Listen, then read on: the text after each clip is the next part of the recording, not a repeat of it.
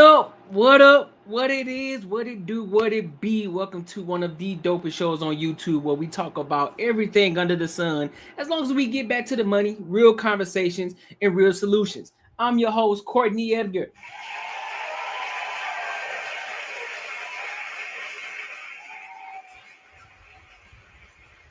Listen, y'all, we are back. Got some dope topics for y'all tonight. We got a lot of topics to cover, so we're gonna make sure we get to it. But before we do, make sure you like, comment, and subscribe for the algorithm, and make sure you hit that bell notification, dog, because it's gonna help me reach the type of people that like my type of content. And also, it just keeps me in the algorithm, man. Keeps me on that home page. Keeps people discovering Courtnee Edgar. You feel me?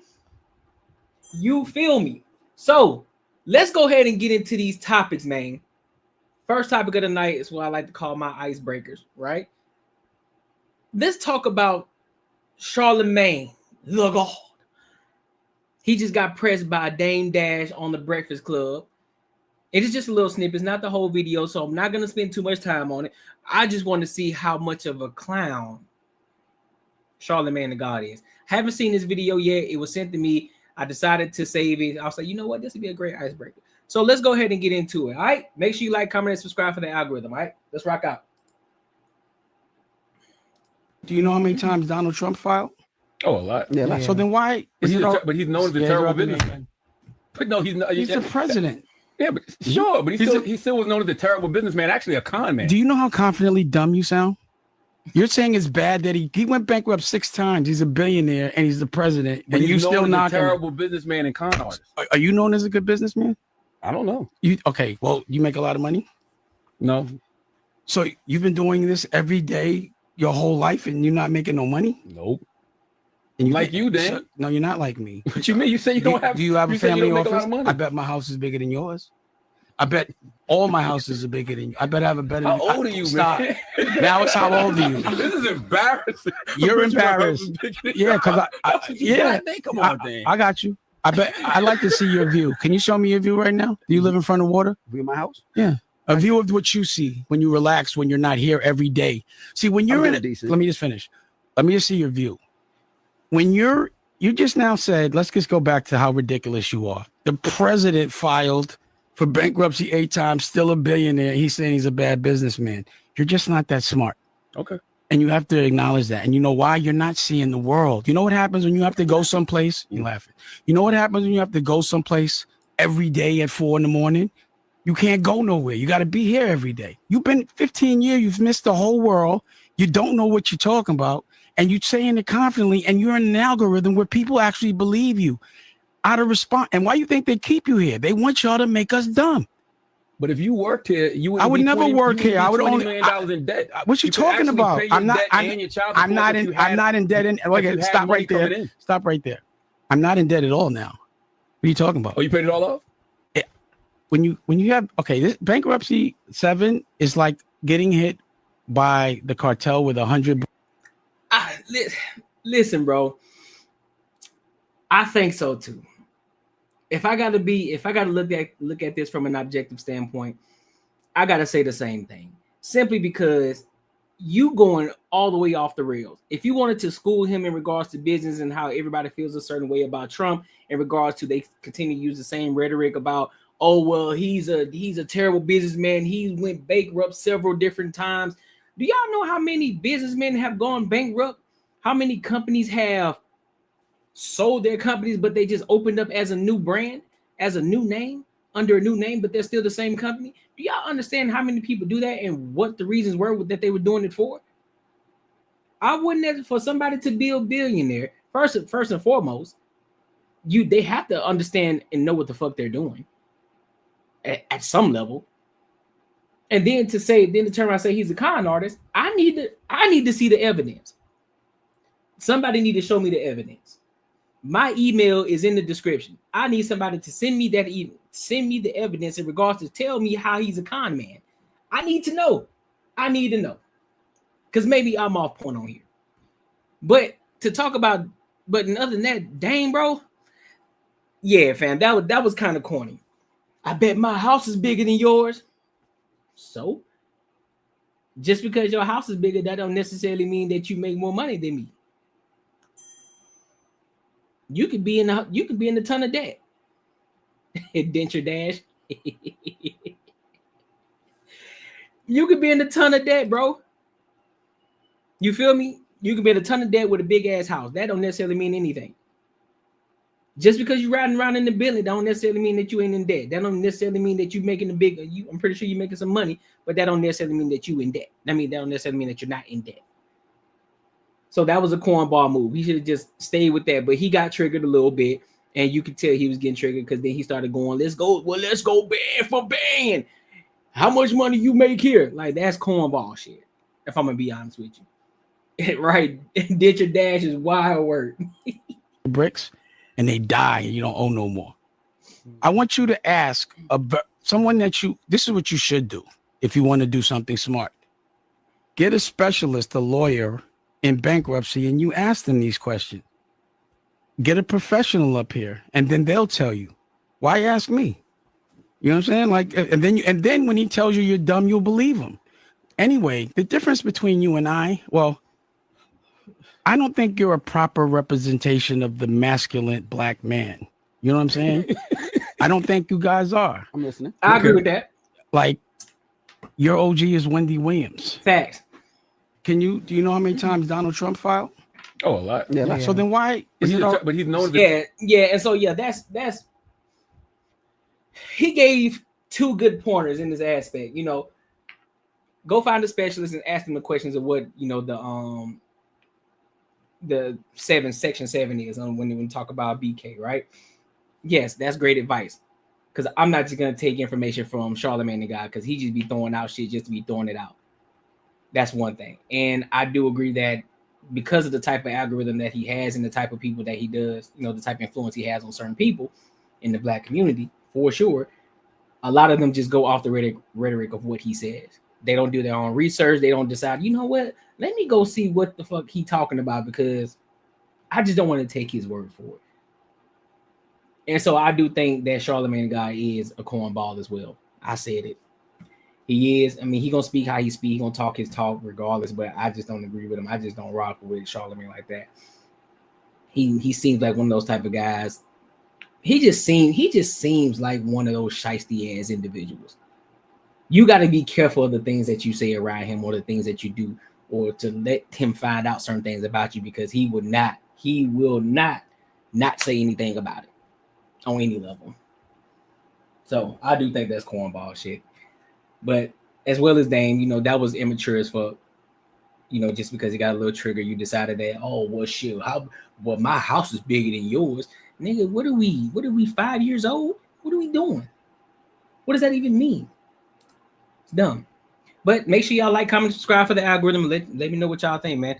So look, let's go ahead and keep this train rolling real quick. I was gonna talk about this Cardi B situation, but it's kind of big. It really ain't big news though. It's really not big news in regards to her being pregnant by Stephon Diggs. It's not really I ain't gonna even talk about it. It's not big news. It's nothing big. Right, you feel me? I bet my chain shinier than yours. Okay. What's your point? You feel me? Like, come on, dog. I was gonna talk about Cardi B, but nah, it ain't that important. It's not that important to me.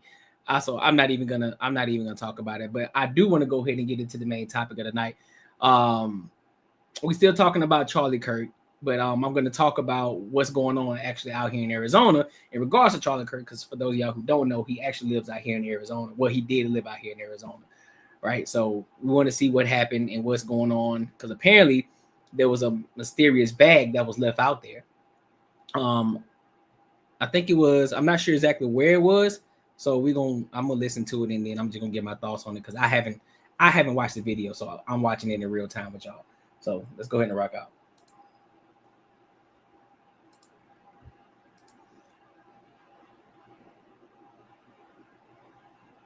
Am I tripping? Where the sound at? Monday.com, the opposite of any work platform we tried in the past. You tried other work management platforms, not naming He names. said how she pregnant when she already pregnant. Yeah, that's what I'm saying.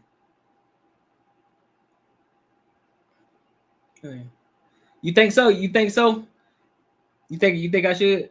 I might circle back around to it, man. I might circle back around to it. Yeah, I might circle back around to it, bro. I'm just trying to figure out why this shit ain't got no sound. Hold on, give me a minute. There's always some. Give me a second. Let me find this beat. Let me find this bit. We need it. We need sound, dog. We need sound, dog. All right. Nope, we don't want that. Here we go. Stereo's back. Charlie Kirk. Here we go.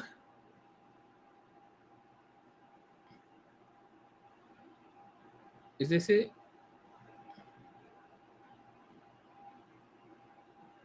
I don't understand it.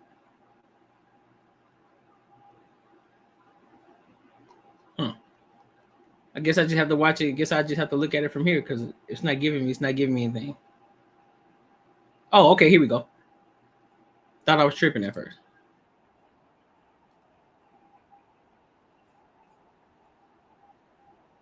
The stage is set to honor Charlie Kirk in Arizona. That ain't it.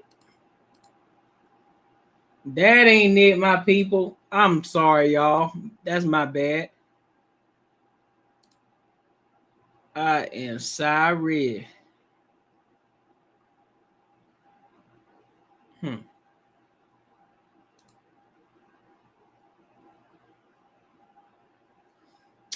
That's what it sounds like, but I'm trying to find it, trying to actually get the right freaking audio because I don't know why the other one is not playing.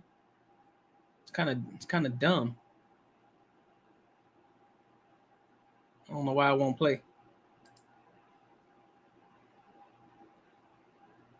What the heck? Who decided to put this up here without the audio? Let me see something. So I guess we can observe it what's going on. I'm not sure.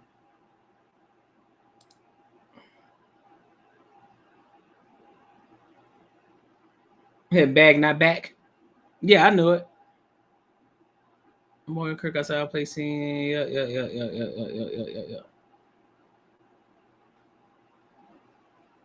Okay, here we go. I'm guessing this is it. All right, it is what it is. We'll just rock out with this.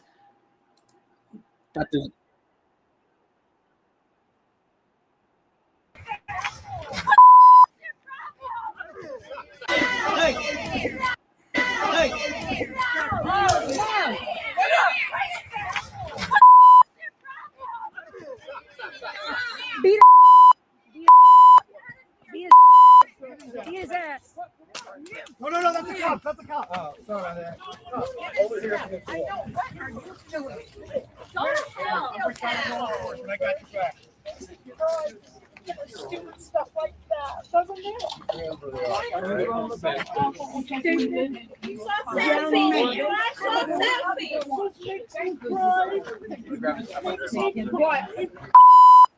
Yeah, we definitely should have. Don't put him on TV. We don't want anybody. Don't show him on TV. Yeah, they should have aborted just 20 years ago. Bye-bye. Right on, brother. Bye-bye. Somebody said right on. Thank you, officer. Get that trash out of here. All right, so let me go to this other part because this is going to lead into the main topic of the night, right? So y'all already see what's going on. We already see what's going on. Now watch this. Watch this crazy shit.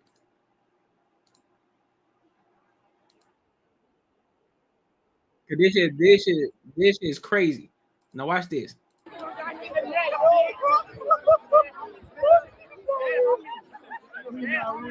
Oh my God.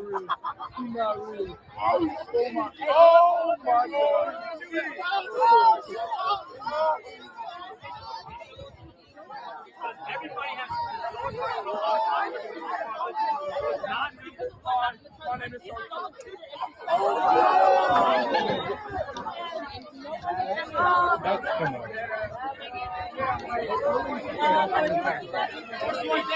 Oh, buddy. Fuck that nigga. You get expelled, dude. All I'm saying, regardless of what side of the fence that you're on,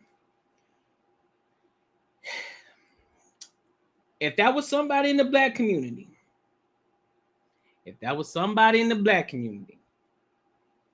that got hit like Charlie Kirk did, and they saw a white man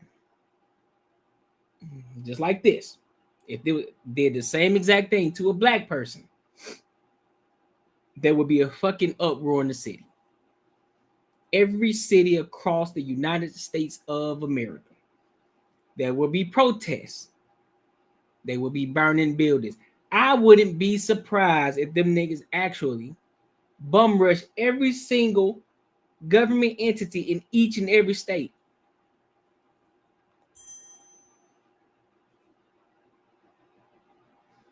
It would probably be a purge, 100%, if that was on the other side.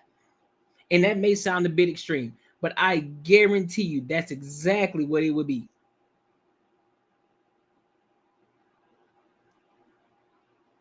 I get it. You may not have known who Charlie Kirk was. He may not ever showed up in your algorithm.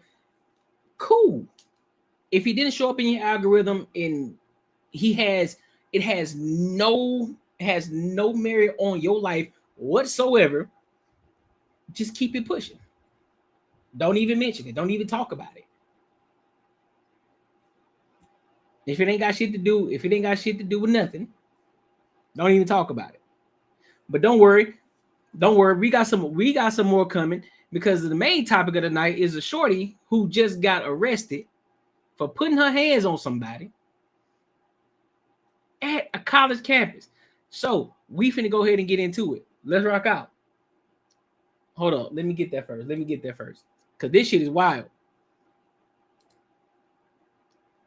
Here we go. We don't want that.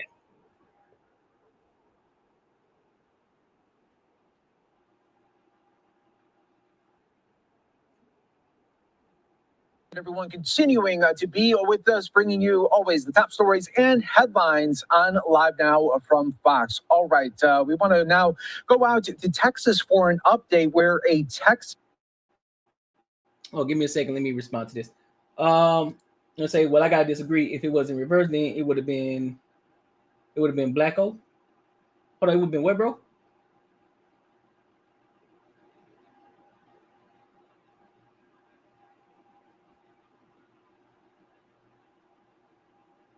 I'm gonna say that around in the house. He said. Texas Tech student has been expelled after a video came to light and really went viral after showcasing a large rant against Charlie Kirk. I want to show you now the very latest from Fox 4 Dallas's Alex Boyer with the latest. The shooting death of conservative influencer and celebrity activist Charlie Kirk last week ignited tense confrontations like this one on the campus of Texas Tech University Friday.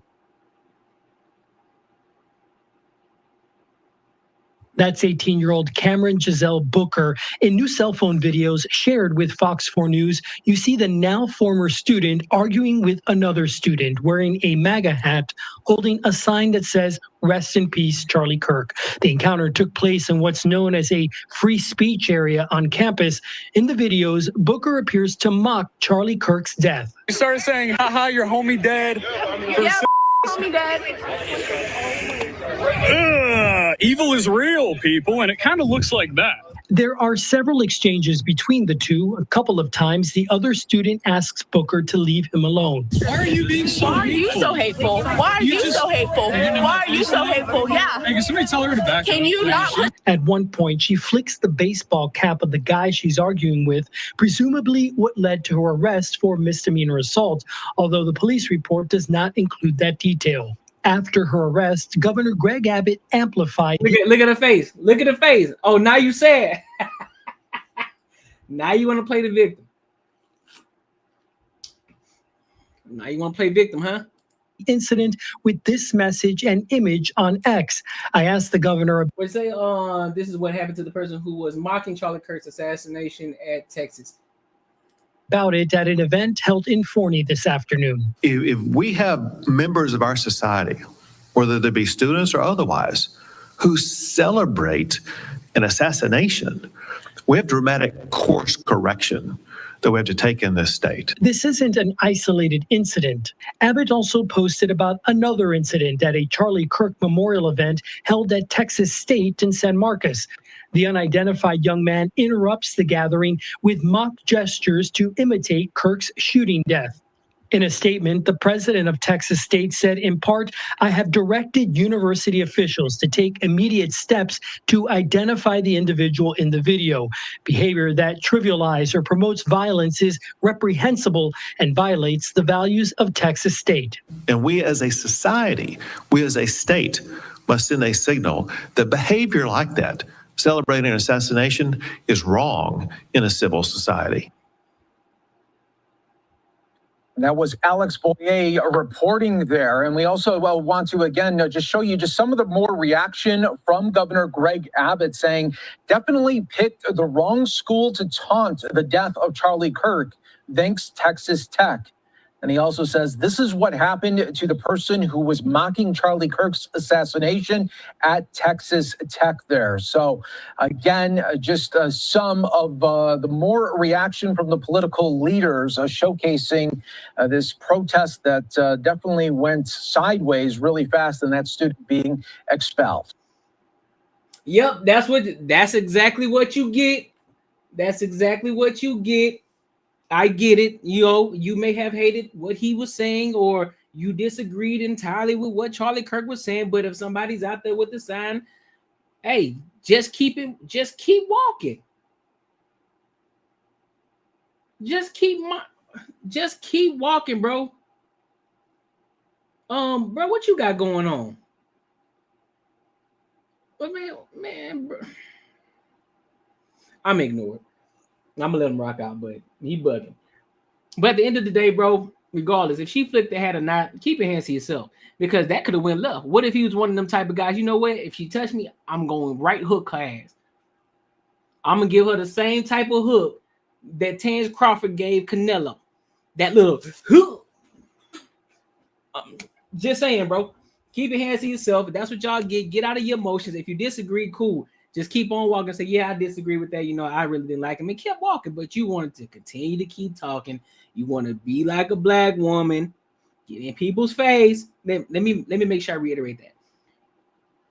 You want to be a degenerate black woman, be in everybody's face, talking your talk, saying stupid shit, and decide you want to put your hands on somebody else. Now, guess what? Hands behind your back. You going to jail. Now you expelled from school. You an idiot. You are an idiot. Thought you supposed to be educated. Thought you supposed to have some critical thinking skills. Don't they teach that in college? I'm sure they did, because they taught it when I was in college. That was one of the main things, especially as a freshman in college. They had critical thinking classes, and those were one of the prerequisites. Critical thinking.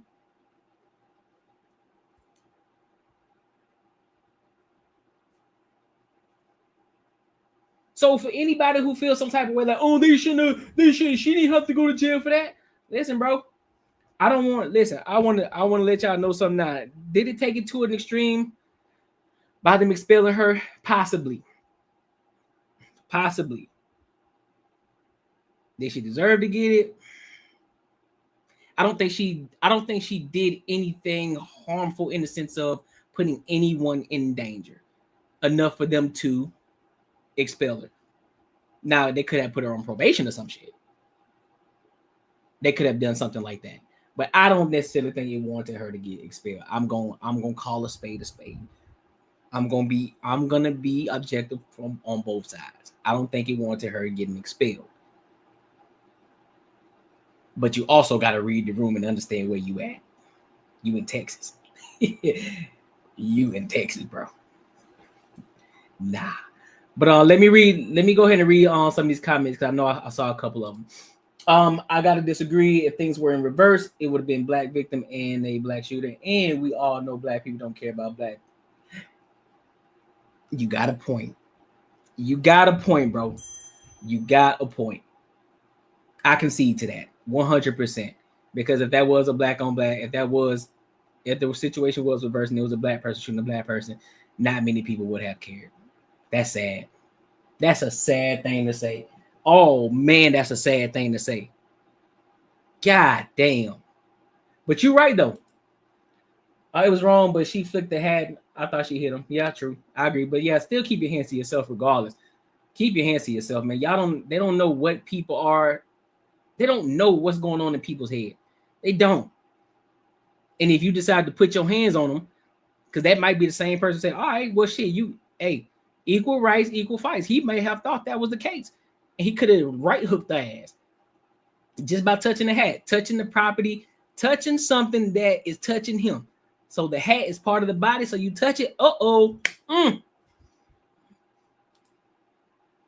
underline ninjas every day, B. That's a fact. What you talking about, bro? Mental illness, yup. Brunch band and coalition. Macaroni, remember when I said people on the left do harmful rhetoric and I asked what they do as if it's not a thing? Yup. Exhibit A. What we just watched. Well, actually, Exhibit A and B because we saw two different versions. Yup. Exhibit A and B. Bro, what is Burt Pelham? If you're gonna say something crazy, Burt Pelham, if you want to get noticed, how about you put money in the super chat then? How about that? That's what I'm gonna do. If you're gonna start saying shit crazy and you want me to acknowledge it, put something in the comment, put something in the super chat. Because that's stupid. You just said two wild things. Wild. Put something in the super chat then. How about that? Bull City said, I once saw a lady knocked out on Bourbon Street by the guys holding the giant religious signs. She was screaming in his face for a while. Then she pushed him and it was up. That's what I'm saying, bro.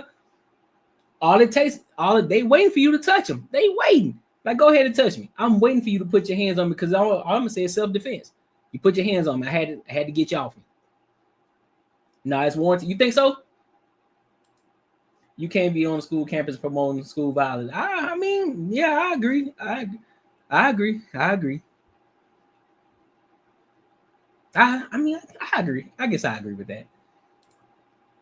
She committed assault on camera on school grounds. She left herself to the will of the school when she did that. That's true.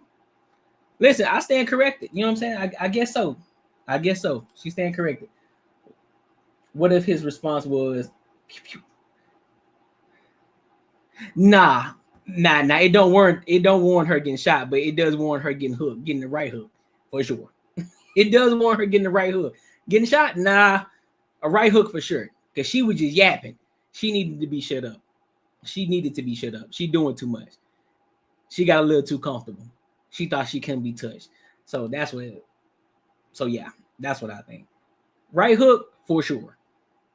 Pew pew? Nah, I don't think it wanted the pew pew, man. But speaking of women, since we're already on the topic anyway, there's another topic. Make sure y'all like, comment, subscribe for the algorithm. But here's another topic.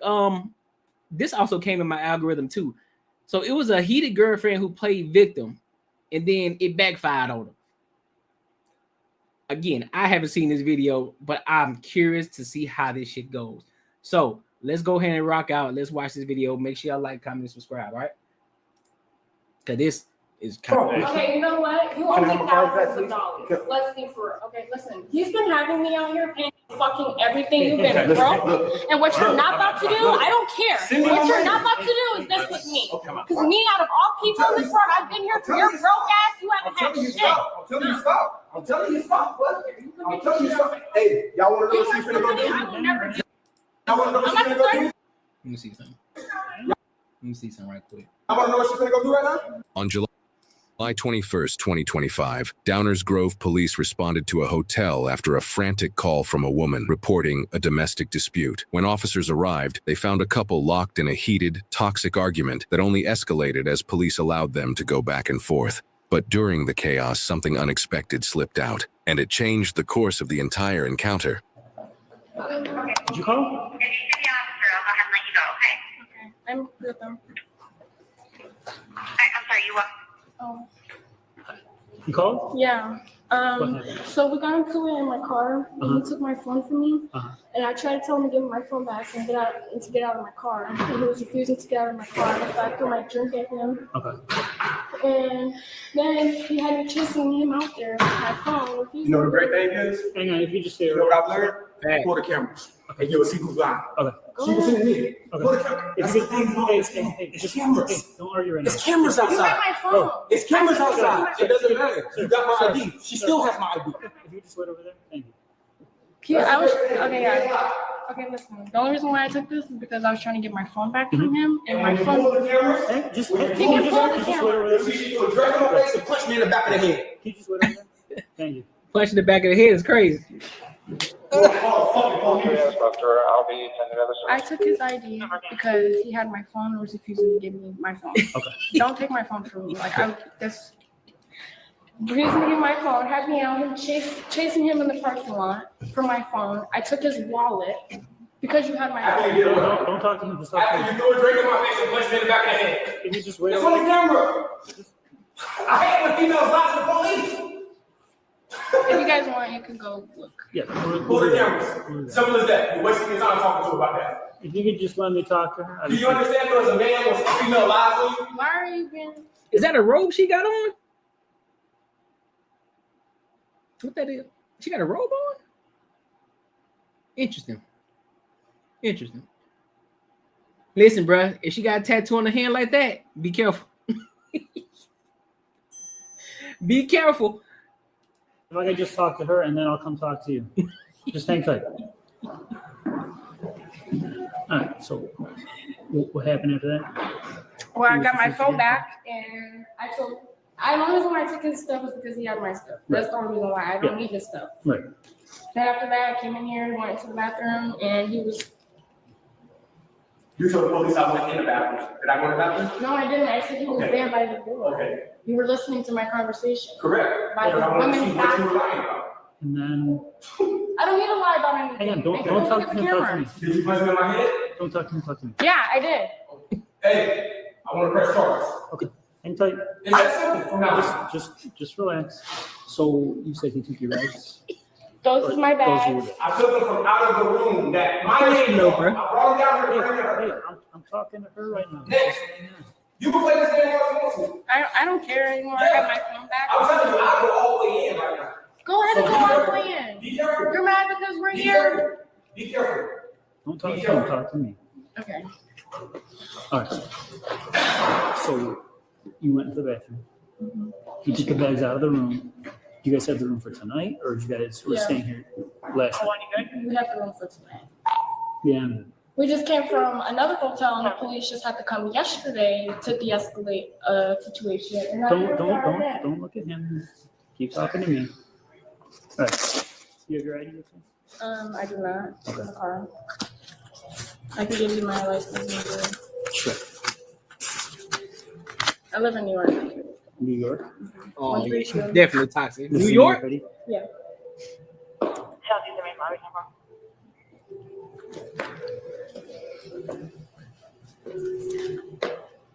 So it started in the car, in the parking lot. Mm-hmm. Did I hit you? Oh, she asleep? Did I hit you? Hey, You know why she called y'all? Because she thought that I was calling y'all, that I was on the phone with y'all, because I was acting like I was on the phone with the police for her to stop fucking hitting me. Oh, yeah? just hang tight. Really? just hey, don't talk to him. Talk to me. I acted like I was on the phone with the Because you police know and she if I called the really wanted police. to, I can send you to jail right now. Yeah, no, you just admitted that you punched me. Just And Look at my phone. I'm noticing, I think Buddy like that kind of shit. I think Buddy like arguing with her. I think he like that toxic shit. I do. He like arguing. You can tell he like going back and forth with her. This is an everyday thing for them. She literally just said they just got in an argument in the last hotel at the other hotel.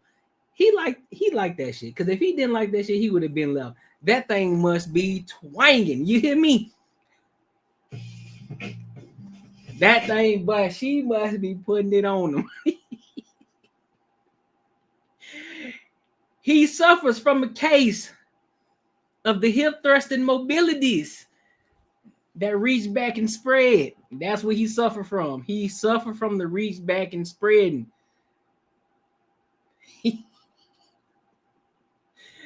Yup, that's exactly what this is. This is a situation of the reach back and spread and hip thrust through and through. Yup, that's what this is. I'm calling it. Why they blurring out her phones? Because they want, I don't know why they blurring it out. She must got some crazy shit on there. And she said, yeah, I touched him. He said, I want to press charges. They told him to calm down. Yeah, exactly. We witness it right here. He ain't taking this situation serious at all, bro. I agree. He like it. This is not the first argument. I bet this isn't the first time he hit. Oh, yeah, absolutely. He like that shit, bro. The makeup session is probably out of, that's what I'm saying. That's exactly what I'm saying, bro. You just admitted that you popped in the back of my head. Hey, just sit down. What are you talking about? You don't even pay for this. Like, why are you? Okay, I want to press charges, sir. You heard just admit that she put it in the back of my head. I want to press charges. We're to talk to both of you. We're to talk to both of you. Yeah, he said he wanted, bro. Okay. Bro, this ain't his first time. This ain't his first rodeo, bro. They didn't went through this before. That's probably some regular shit that they always do. He don't mean it. He just talking. They in the heat of the moment. They, you know what I'm saying? They building that pressure because when it's time to get through the door, it's reach back and spread time. It's reach back and spread. And she gonna be like, I ain't Poppy. Pause. Pause. Just saying. You want to talk to this officer over here? That's what they say. I wouldn't. What do you mean, no? Nobody. Okay. I just want to hear what she's telling you in my. So when we go to court, we can pull them cameras and y'all can see the truth. If you guys always want to do wrong, it's given. It always happens. Okay. So stay right here. So started in the car. What was the name? Well, right now, I came back. He came back from the I came out here. He lost his car. His lease was up. So now we've been living for 3 months now. And I had lost like a top to my outfit that I was gonna wear, so I was kind of irritated. Don't look at him. Look at him. And so I had made a slip comment. Yeah, let's go over there.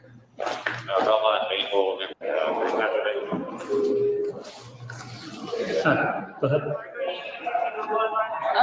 He got mad because I said, maybe if you weren't homeless dealing with all this bullshit, like I'd be able to find myself. And he was like, here you are, always being disrespectful. I said, I'm not trying to be disrespectful, I'm just being truthful. You trying, huh, bro? Because of who? And he was like, you know what, you could just drop me off right now. Go back to the hotel. So I went back, I took him to the door, refused me to get out. And then, I don't know if he was thinking I don't know what he thought I was doing on my phone. He snatched my phone. Like, I just picked it up, and then next thing you know, my phone is out of my hand. So, like, that kind of just triggered me a little. Did he say anything, or just took it?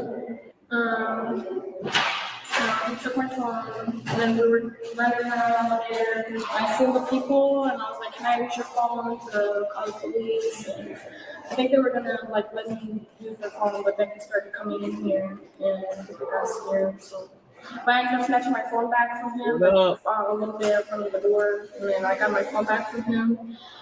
And I accidentally took his stuff, and this is actually my card though. Yeah. How did you take his stuff? Because I was reaching in his pocket. Trying to get your phone. Yeah.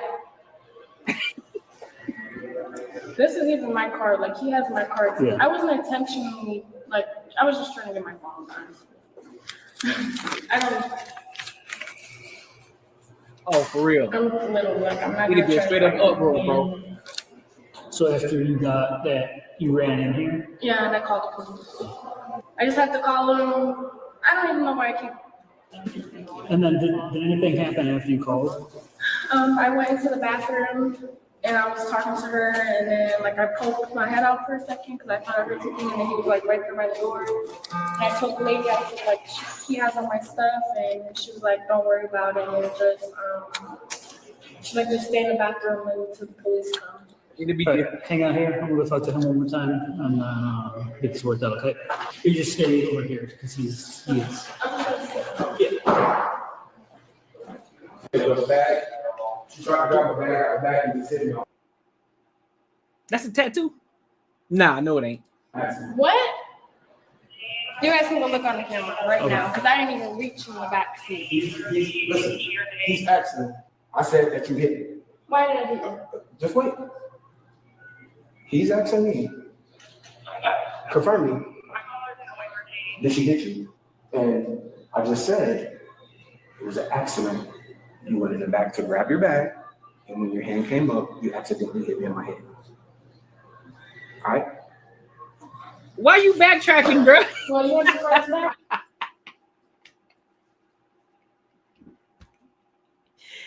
Bro, why you backtracking, bro? Congratulations, you played yourself.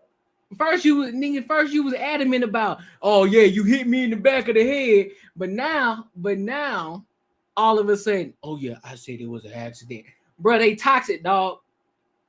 They toxic. Both of them toxic. 100%. 100%. She be hitting on him. He probably be hitting on her. After they get done, you know what I'm saying, slap boxing, they be in the back, in the room, reach back and spread, hump thrust, mobility, movements. I'm telling you. They like this kind of shit. They be talking shit to each other. He be calling her a slut. She be calling him a broke ass nigga, and they be going at it for about an hour or two. The next thing you know, they're in the other room. I'm telling you. Here, you can have your cards. So what's the solution for right now? this? You need to go get your stuff on my car right now. Relax. You okay? Yeah, it's totally just Upset? Yeah. listen, ain't nothing else gonna happen. Well, ain't gonna be no more argument. Yeah, that's what I'm concerned about. All right, ain't gonna be no more argument, none of that. So you want to go your separate ways from him? Yeah. That's what it is. Can Please. Can you send me my money? Can you send me my money? Send me my money. Well, I'm gonna get that car because I just made a payment for that car. Simple as that. Bam, buddy done made a payment. I don't know if that's his chick. If that's his chick, we already know it's toxic. We've already confirmed that it's toxic. However, if that ain't his chick and he was just paying for some services, he up out of he just got finessed up out of his bread. He just got finessed up out of his bread, dog. Once he realized, like, oh shit, she might get arrested. Fuck. I ain't gonna be man, god damn. I ain't gonna be able to get these services, and I already paid Shorty too. That's why you see him. Look, go back. That's why you see him squatted over there on the wall. He just came to the realization. Right now. He just came to the realization he ain't gonna be able to get them services provided for him.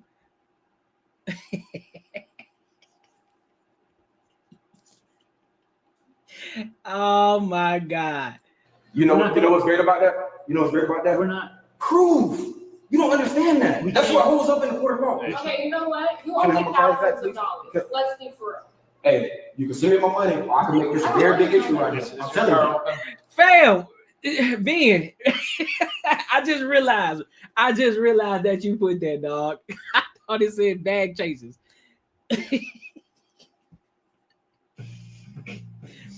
This man crazy as hell, dog. This man crazy as shit, bro. Huh? Is your car open for me to grab the stuff? You can send me my money so I can go get a room and I can go get a ride because I no longer have no money because I paid for your car today. No, you have money. Okay, listen. He's been having me out here paying for fucking everything you've been broke. And what you're not about to do, I don't care. What you're not about to do is this with me. Because me, out of all people in this world, I've been here for your broke ass. You haven't had shit. I'm telling you stop. I'm telling you stop. I'm telling you stop. Hey, y'all want to know what she's finna go do? Y'all want to know what she's finna go do? Y'all want to know what she's finna go do right now? Y'all want to know what she's gonna go do right now? And I got video of it.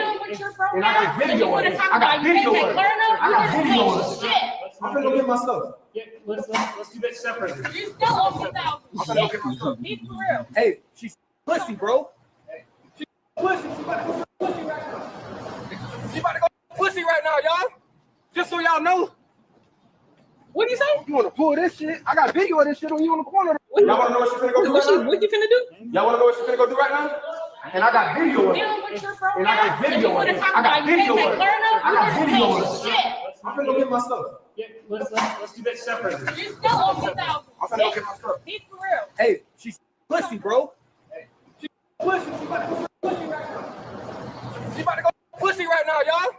Just so y'all know. Oh, he said she's about to go. I got video of this shit on you in the corner the other night. I will grab your stuff. I will grab your stuff. No, I won't get my own shit. Send me my fucking bitch. You're not getting nothing out of my car. Hey, is this what you want to fight about? Yeah. Listen, yeah, she's trying to send me my money. Just send me my money. Just send me my money.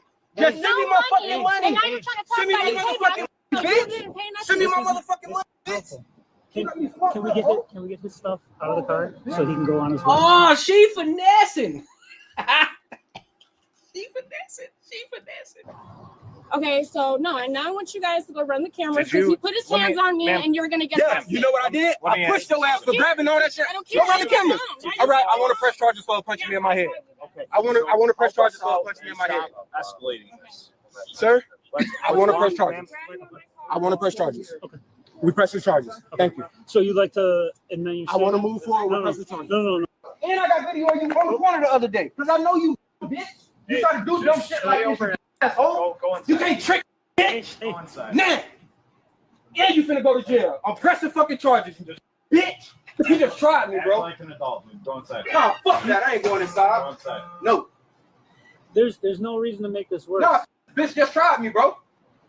Just fucking sat here and tried me and just tried to lie on me. I ain't never put my fucking hands on you. I put my hands on you when you just ran right there on the camera and took my fucking wallet out of my car. Still everywhere. We do have to arrest It was 5 people out here. Huh? We do have to arrest you for It's the truth. He took my phone, sir. Yeah, because that shit just pissed me off. Somebody sit here lying to you about the police? Okay. I was just trying to. Okay, can you please go check the camera? Because I was just trying to chase him out here, grabbing my. Yeah, after you punched me in the back of my fucking head, you admitted to it to him. You told him. Because we were out here. No, you punched me in the car. Sorry. Damn. You see? But that shit get you when you try to take me to fucking jail? Shut the fuck up. I'm gonna go run the cameras and see that he put his hands on me. We'll attempt to get that. I don't know if it's accessible right now. Okay. I need you to go inside. Okay. We'll do our best to investigate, but based on what you told me and what he's told me, I have to arrest you. True, Paul. Do you need to get anything else while we're here? I'm relaxed. I ain't gonna say nothing else. Some money for my car. Am I gonna need it? I'm going inside. I'm hot. I need to breathe right now. You will have to go out of the county, but you should. So you're really about to send me to jail? Yeah. Wasn't you? I could have sent you to jail so many times. Like, this is crazy. Yeah. Go inside. Do we need to put those in your suitcase and stuff? Yeah. Do we need to put those in the car? Okay. I don't want her to go to jail. Talk to me. I don't want her to go to jail. I don't want Do to we need to put that in the car? Okay. You got the key with I you? didn't call y'all. She called to try to run. Sir, listen. I don't want her to go to jail. But you already changed your mind. So we got to do this now. Sorry. We're gonna grab your stuff. We'll swing back around and put it back in. Sir. The only reason why I called you guys is because I was scared because he took my phone. Right. But what you scared of because he took the phone? What he gonna do? What he gonna beat you to death with a phone? Like, what you talking about? What you scared for? Lots of people out here that you could have. I did try. I swear I And tried. you could also come in here I and ask to use their phone. did. I swear to God, I asked those family right here. There was a kind guy and a woman right here. Yeah. And then he came in. We're going to go up front of my car, okay?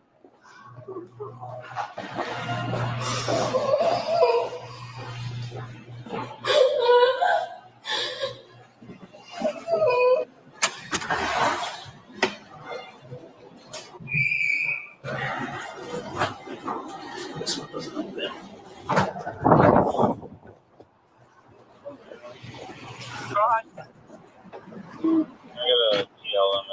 Listen, bro, she'll be out within a few hours or so. You know what I'm saying? Buddy was trying to pay for the papaya. He wanted some of them good juicy fruits. You know what I mean?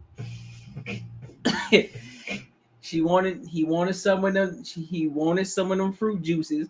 You know what I mean? And she was about to finesse him.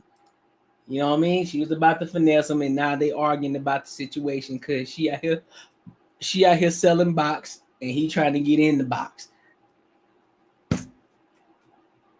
Crazy. He's crazy. Y'all better stop trying to pay for the box, bro. I'm telling you, stop trying to trick. It's a lot of them out here who will do it for free. Just saying. It's a lot of them out here do it for free. Why you paying for it? I'm just saying, bro. I'm just saying. That's all I'm saying, bro. Make sure you like, comment, and subscribe for the algorithm. Make sure you hit the bell notification. Oh my God, bro. That's crazy here. And then she tried to, what's so funny is when she knew it was over with, she tried to go ahead and use a soft voice on him. At first she was talking tough. Then my boy, once he realized like, oh shit, I ain't gonna get no box. Fuck. Nah, I don't want to press charges. I'm good. No, I don't want to go to jail. Listen, bro, either way, it's over with. You ain't finna get no papaya, bro. You ain't gonna get the reach back and spread, you know what I'm saying, hip thrust movement. You ain't gonna get that. You might as well call it. You might as well call it. Take your L. Take your L. Go home and rethink your life, bro. Go home and rethink your life, big dog. They just heard say pimp, telling people not to trick. Aha! I like that you mentioned that. Yes, it does say pimp, but however, look under it says professional, impeccable, motivator, personable. Play on words, big dog. Yeah. God bless him. Great day, Courtnee, and all the bad checks. And what's good with it, my boy? What's good with you? I'm telling. But see, yeah, it's a play on words. It ain't the actual pimp that you think. You know what I mean? It's a difference. But look, let's go ahead and move on to this next topic of tonight. 8 at the table. 8 at the table. I'm not sure if y'all recognize who 8 at the table is, but this is a topic on women's accountability. And y'all know, if y'all know 8 at the table, the accountability gets real thin over there, real thin. You hear me? Yeah, no, I feel you, bro. I just had to make sure because I know it doesn't get the whole thing in the camera. And plus, it's kind of faded too. Need to re-up on it. But yeah, so let's go ahead and move on to this next topic, bro, and then we'll lock in and give our thoughts.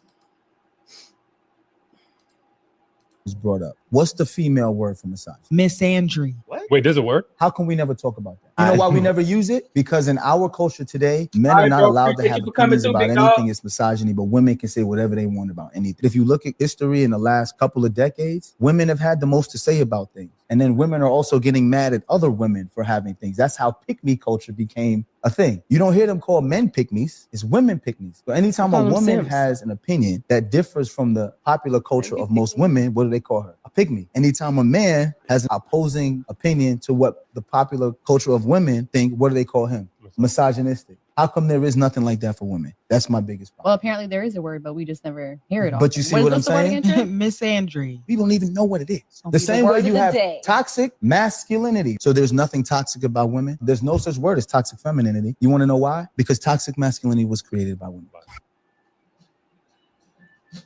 I'm gonna let you go first.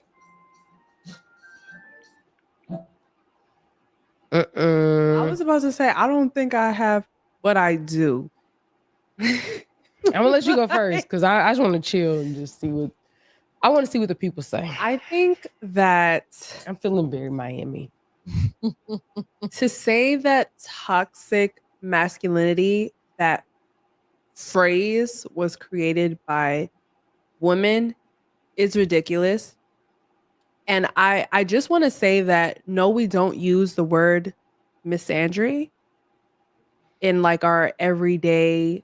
It's not one of our buzzwords. We spoke about buzzwords earlier. It's not one of our buzzwords, and misogyny has been because we see misogyny a lot in our day-to-day lives. And that's what? I'm gonna let it play. Why it exists in our vocabulary. It's not women making it up. It's really just us learning the world. Just like how we learned all of these other, what did we call it earlier? Progressive. We're learning the ways. Progressive terms. Yes, these are progressive terms. We're learning the ways of the world, and we're learning people, and we have therapy, and we have these words to guide us in what is happening and how relationships are formed, and the negativity that comes from males. This word was not created by women. The phrase was created and controlled. I feel definitely not controlled. Thank you. It would be nothing to push if there was nothing to talk about. That's the dumbest shit I've ever heard. So the word misogynistic has been around. Well, is it toxic? I think it's toxic masculinity has been around for a while, and it was created by a man. So yes, I can concede to that. However, the reason that a lot of women use it today is in the everyday vocabulary because it's rhetoric that they hear other women spew out. Half of them don't even know what it fucking means. They just say it because they heard another woman say it, and so every man is a misogynistic just because he holds them accountable. He tells them that no, shorty, I don't think you deserve the world because you aren't even reciprocating that same energy to that man that you say that you want. Oh, you're misogynistic. Okay, so what does it mean? Well, it's a thing where a man doesn't do what he's supposed to do for a woman, and so therefore that makes him misogynistic. No, that has nothing to do with what the hell that word means. And the reason you don't hear the word misandrous all the time, because typically if you hear misandrous a lot of the times, it would be because of men. Because men, that would be a buzzword for men, but a lot of men don't even use the word. Because they know, we know full and full that a lot of women don't hate men. They just spew out this rhetoric because they don't get their way, so they act like children. And so they just start saying random shit because they feel some type of way in their feelings. Because if they really did love, if all these women that spew out hate talking about how they despise men and I can't stand men, guarantee you all of them will be lesbians. They would be carpet munching all of each other. So they just spew out bullshit and they think that they're saying some shit. They filibuster and they just say a bunch of words. And they think that they're talking, and they talk louder and faster and louder and faster, and they think they just cook when they ain't cook shit, but raw chicken, and it still ain't fully done.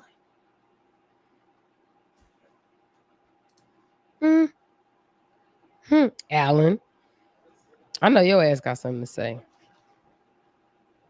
That's just my little 2 cents. And not to say that misandry doesn't exist. It absolutely exists. It definitely does exist. I know a couple toxic women myself. Ow. I mean, I just admitted to knowing a couple toxic women myself. Alan must know your friend. Do you want me to say that every woman I know is toxic? Is that what? Because I feel like I'm being fair here. No. Okay, a couple is 2, few is 3. Do you know her friends though? And I don't even mean friends. I just mean like people in the world. I've come across people. I've met people. That doesn't have to mean my friends or anybody close. Y'all notice how she still didn't say, she said I met toxic people, but she never said I met misandrous people. Why didn't she say that she knows misandrous women? Because she don't even know what that word even means. Guarantee you, she don't even know what it means. Let alone probably don't even know what misogyny means.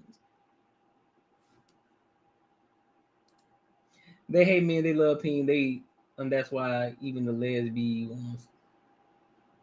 Nah, bro, they don't. Nah, fam, they don't. They don't hate men. Look, they don't hate men. Because if they didn't hate men, they wouldn't be dating women who dress like men. They don't hate men. They just act out like little children. So you know how little children are. They're sporadic. They go off of their emotions. They just, I'm gonna do this. I feel this type of way. So they just gonna say shit. They don't hate men for real, dog. To me, but I've come across a few toxic women that have toxic traits, and absolutely, misandry is a thing. But unless we're talking about it being like absolutely detrimental to this relationship recession that we are now going through, I feel like that's when it can become a bigger conversation. As to ask why we don't talk about it, because it's really not a thing. Because misandry is not backed up by structural power. Thank you. And that's the problem that some people maybe don't understand that. No, you know what? No, let me say it. I know you trying to sugarcoat it. So this is the thing. I love the Ellises. I love what they represent. However, this is a terrible take, because at no point, and we can only speak for the United States because this is where we live. At no point have women controlled the policies, the ideologies, the institutions, X, Y, Z in this country, right? So to say that women have an opinion, cool, yes, we do. Those opinions have been elevated on podcasts. They've been elevated on 90s talk shows, Oprah, Sally, Jesse, Raphael, whatever. Like, it is a thing. Women have complaints. What do those complaints... How is that? Thank you. What do those complaints materially amount to? What? What is a complaint? Nothing. It doesn't materially amount to anything. That is the problem. So you're... What you mean? What does it materially amount to? DEI putting women in positions where they don't necessarily need to be. Hence, Kamala Harris. That's one. What else? What else we got? What's something else that women? Oh, child support. Child support.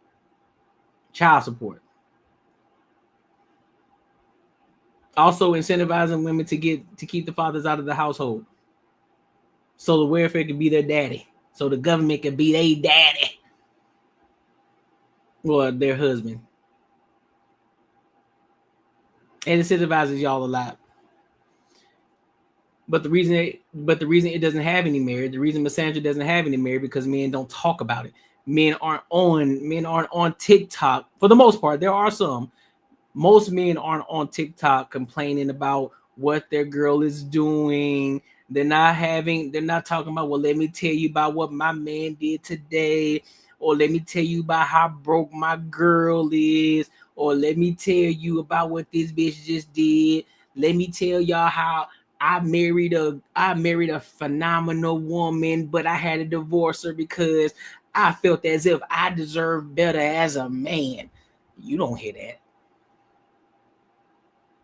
You don't hear it. I don't hear it. You don't hear men talking about, okay, it's story time, while they in there brushing their hair, putting their do-rag on and shit, putting lotion on. You don't hear them talking about that shit or lining themselves up talking about, look, man, let's do a story time, man. Let me tell you about this bit, bro. Let me tell you, bro. So this bit was taking me out on a date, right? She was supposed to be taking me out on a date. And let me tell you, dog, Oh, by the way, make sure you get the Cash App too, bro. You know what I'm saying? Tap into the Cash App. All right, but let me go ahead and tell you about this, bro. So this chick, she was in my goddamn DMs at first, right? And so she said she wanted to take me out. So I'm like, shit, say less. But in order for me to say less, but in order for her to do that, she had to tap into the Cash App. She had to throw me at least a 20 ball. You feel me? What up, Ted Coach? She had to at least throw me a 20 ball. You feel me? But then Shorty was like, nah, what the fuck you talking about? I ain't doing that. So come to find out after we said this, whoopty whoop, whoopty whoop. Shorty decided she want to take me to Chili's. Do I look like the type of nigga that want to go to Chili's? Shit, I want to dress up, nigga. I want to get Dapper Dan. I want to go somewhere, Shorty. If you gonna take me out, make sure you take me out. Man, you don't hear that shit, bro. You don't hear men on TikTok and Instagram doing that shit. Saying so essentially what he's saying is that toxic masculinity, blah blah blah. Why aren't we attacking feminine toxicity? Whatever. What is it? Toxic femininity. Toxic femininity. Cool, we can. There's literally no problem because it exists. There's literally no problem. But there's also no structures holding up toxic femininity. What structures are holding it up? Fuck you. Please tell me. That's what I want to know. You got a whole bunch to say over there behind them TV screens. What did you talk about? But there's not one thing that women and this is honestly, this is without race. What if in just a few minutes a day, I can show you how to possibly enhance even a focused and highly functioning mind? Across the right, the bro been offered to take me to Chili's. Now, do I look like the kind of nigga that go to a Chili's? You need to take me to State 44. I'm a dapper type of nigga. I'm a high value man. I'm a high value man. You need to take me to State 44. Man, you don't hear it out here. You don't hear that on TikTok. You don't. The board, there are not things that hold up toxic femininity. It's an illusion. She don't even know delusion. Delusion holds it up. Okay, so Alan, I feel like give us something you're like saying or whatever. Hold on, Alan's gonna be like, what's viral? No, put him on the mic because he got something to say. Give him the microphone. Go ahead, So like we're not gonna cut it out. Counter it with something. If you were to put it in You're too far. You're too far. Yeah, son. If you were to put it in simple terms, women have a very tough time with balancing communication with accountability.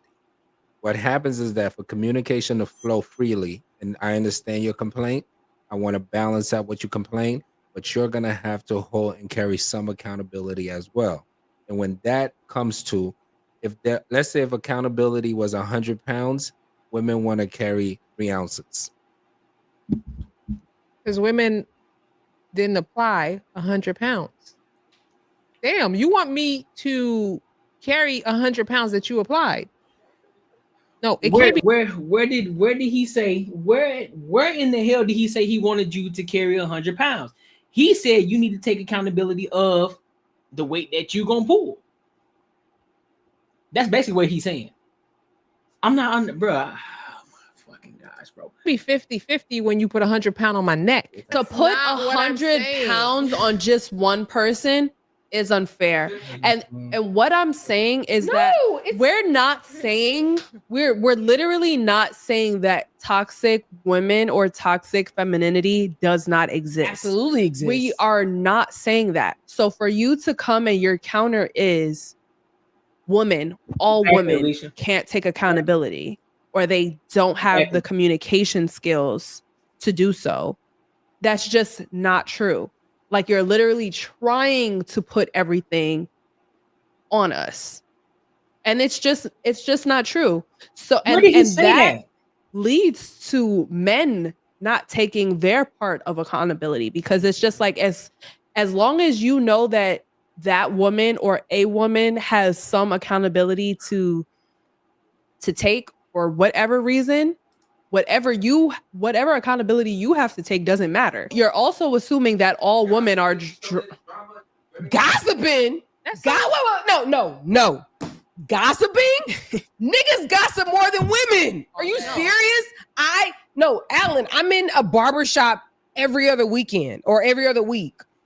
Men gossip way more than women. I just said this. Way more. I do agree that men do gossip. There are some gossipers out here in the world. I will concede to that. However, to say that men gossip way more than women, I don't know. I think that barrier is pretty close to each other because there are a lot of men who do that. I will say that there are a lot of men who do that, right? But however, the accountability factor that she just dodged the hell out of everything that he just said. They put the onus all back on the men. See, this is what men prefer. They want you to carry the load. They want you to. No, we just said have responsibility in the shit that you should take accountability for.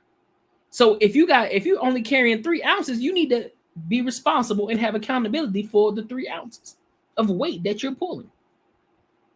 But yeah, you want us to take accountability for that 3 ounces as well. That's what he's saying. I don't know how they got lost in translation with them because they were listening to respond. They weren't listening to understand. Because immediately, as soon as he came up in the mic and he disagreed with him, you can tell low haircut right here. She started looking all over the place, looking down, doing all this extra shit. Because guess what? Body language is 58% of communication. So that already let you know that she wasn't even paying attention in the first goddamn place. And the thing is that, like, y'all be gossiping about stuff that y'all not even willing to take accountability for with your homeboys. You know your homeboy doing some fuck shit. And y'all talking about him, but ain't nobody going to correct him. Ain't nobody going to tell him that, yo, my dude, you're not doing right by your family. You're not doing right by your home. You're not doing right by your children. But we gossiping. Fuck out of here. No. And make sure you don't cut this out. No, because like the thing, like it, so maybe y'all aren't in men's spaces, but to be in barbershops all the time where men ain't tripping about, I think maybe they might chill on like kid stuff. If there's kids in there, they may not say stuff. But for the most part, when I'm in these spaces, they talking. Listen to a conversation with a man talking to his homeboy, not an acquaintance, but like a person that he's comfortable with. Casual man-to-man catch-up can be seen as gossiping because that's what gossip. Yeah, because that's what you guys call gossip when we catch up or we give the deets of what's been going on in our life. That's gossip too. Let me see something right quick. Let me see something. Just want to see something real quick. Just want to see something real quick. Just bear with me.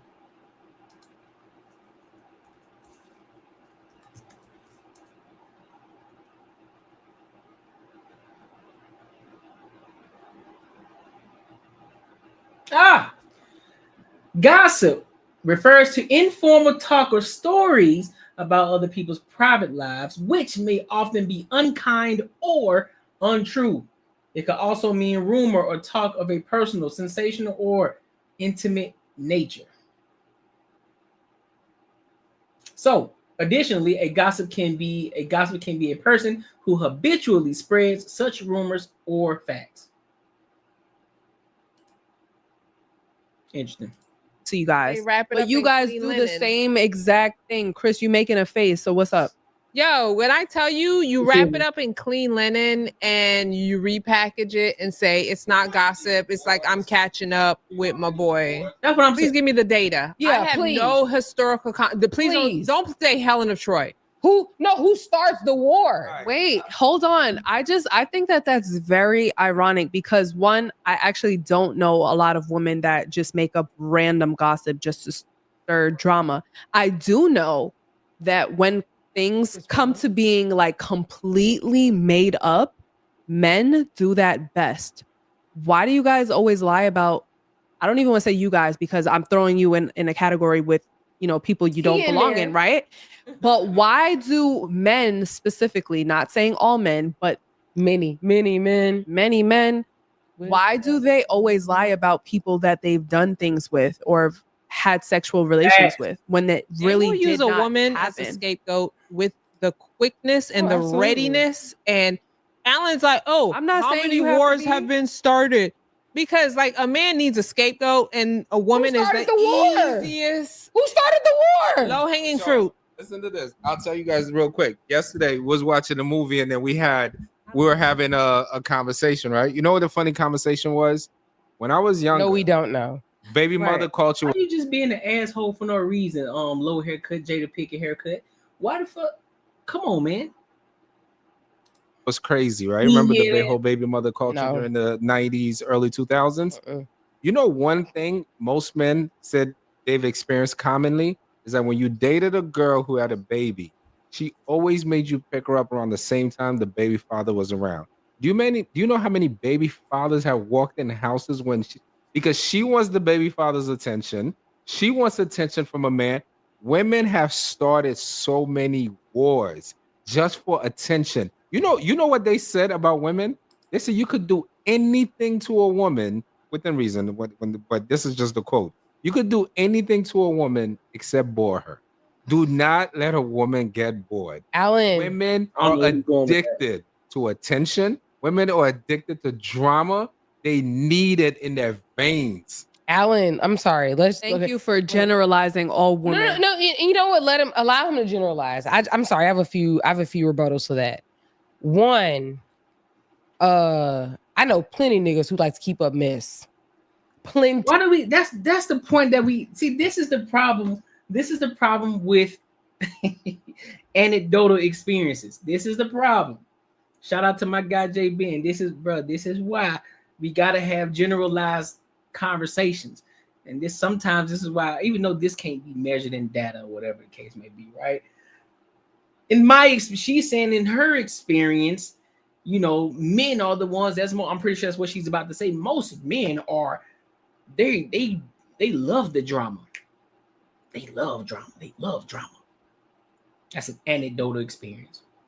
So in her anecdotal experience, she 110% believes that all men or most men are more drama queens than the women are. But yet, we can use our critical thinking skills. We can use our own discernment to look at social media and look at the things that's going on in this world. Look at the YouTubes, look at all the social media platforms. Who do you mostly see bringing up dramas, bringing up stories, having issues in the world? Did we not just see a situation? What the hell going on? Did we not just see a situation just a few seconds ago in the last video? That's drama. She ready to finesse a nigga. Although I do say he has some accountability as well because he out here trying to pay for the poon.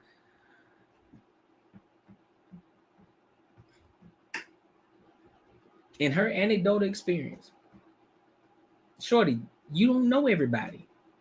Just like I don't know everybody. But I can use my cognitive dissonance. I can use my critical thinking skills to look and see what's going on out here in this world. And I can see how certain people operate and what's in the algorithms and other people's algorithms in there. And if my algorithm serves me correctly, and if I hear the saying, I know people's algorithms are different. If I see this thing happen on my algorithm, but then I see this person that I have no relation to, that I don't know at all, have never seen before, nor talked to, don't even believe that don't even have the same algorithm, and they see the same shit too, something got to make sense to me. Just like the barbershop talk. Just like they said, we used to have barbershop talk, right? Why is it that most of the men that were in the barbershop, they all had the same conversation and they all knew this one chick that they all talked about, or they used to talk about the same type of women and what they do? All of them had similar stories.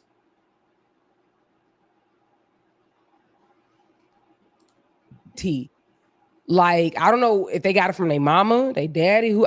Look at the T app. That's the problem. That's exhibit. Hey, look at the T app, nigga. That's drama. It's drama filled. It's a bunch of gossiping. It's a bunch of gossip on the T app. That's what the T app is. Hence the fucking name, T. Oh, bitch, tell me the T. Bitch, tell me the T. Bitch, tell me the tea. Ooh, clock that. Fuck out of here, bro. I don't know who it came from. They love to keep up a good argument, or whatever. And the argument don't even be needed. Like, what are you raising your voice about? Somebody I don't want to deal with. Period. I just don't deal with that kind of people. But Alan, for you to say that women start these wars, no. The wars are started by men who are unable to react in those situations appropriately. The thing is that if you see there's your woman's child's father here, and then you come here, what you got a war for? He ain't with her, you are. So what you warring for? Emotionally dysregulated. What you there for? If you ain't there to pick up the kid and leave, what you lingering around for? If you at my house and you there to pick, and you the baby's father, and somehow y'all broke up, I come home from work and I see this nigga at my house that I pay for, and he's supposed to be picking up the kid. What time nowadays we got cameras. Most people got cameras around the house, so you can see what time that nigga pulled up. This nigga been here for about 45 minutes. What the fuck he still doing at the house? Nigga, that's a 2-minute exchange. Go in the house. Don't even go in the house. I need you to be at the threshold, on the porch. Open the door, give him the bag, tell the kid, give the kid a hug and kiss goodbye, close the door. You shouldn't be there longer than 2 minutes. Here, pick up the kid. Hey, what's up, son? Boom. Okay, baby, love you. See you in a couple days. Get in the car. Why? Make sure the kids get in the car. You standing at the front door. Just sit there with with your little coat on, like this, with your shit open. Wait for them to get in the car and drive the fuck off, and then boom. Why are you still there after 45 minutes, my nigga? For what? We ain't got no conversation to have. What we doing? What you need? What you asking for? What you here for? Outside of my kid. Well, outside of getting your kid. That's not both of ours. What we doing? Crazy as hell.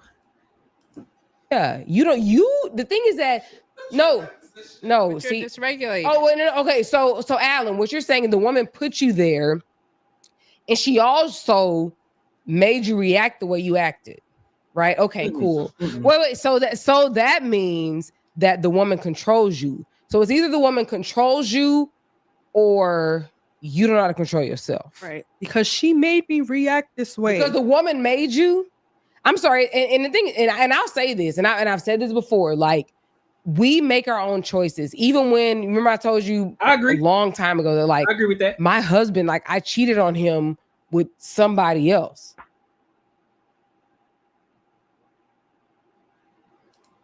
And I never said to him like, hey, I made a mistake, or it was your fault. Yeah, there were things that he was doing. At the end of the day, the decision to be with somebody. Y'all see how she still had to throw that in there? Y'all see how she still had to throw that? Oh yeah, there is some things that he was doing.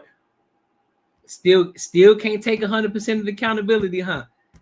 You still can't take that 100% accountability, huh? You had to throw in the fact that he was doing something. Stand on your 10. If you made the decision to step out, that's on you. It ain't got shit to do with what he was doing. You decided to step out. That's on you. It ain't got shit to do with he talking about. She just talking. Somebody else was on me. I made that decision. What? No, but I said this a long time ago. Yeah, but this is a woman taking accountability for her own actions and not saying, oh, but you weren't there for me, or you. I'm done. I ain't got time for you hoes. Make sure y'all like, comment, subscribe for the algorithm, and make sure y'all hit that bell notification. At the end of the day, we understand that both men and women gossip at the same time, but at the end of the day, when men tell women they need to start holding themselves accountable for somehow, in some way, it always reverts back to the man. It always comes back to the man. It always been that way. We can tell you one little thing, and all of a sudden it's back on the man again. Like, how the fuck did we get back to over here? We talking about you.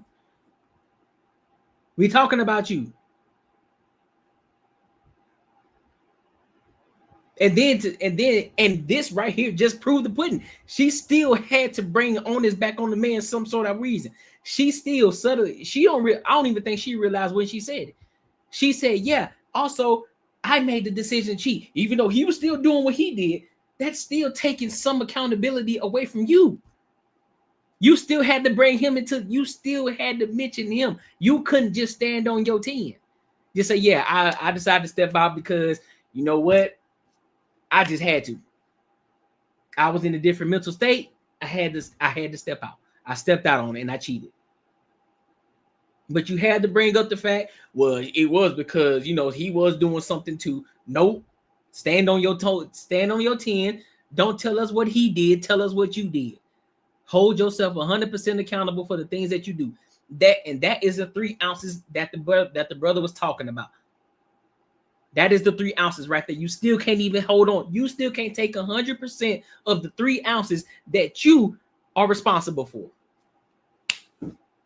Never fucking fails. Never fails. But make sure y'all like, comment, and subscribe for the algorithm, and make sure y'all hit that bell notification. Remember, it's free to like the live. It's free.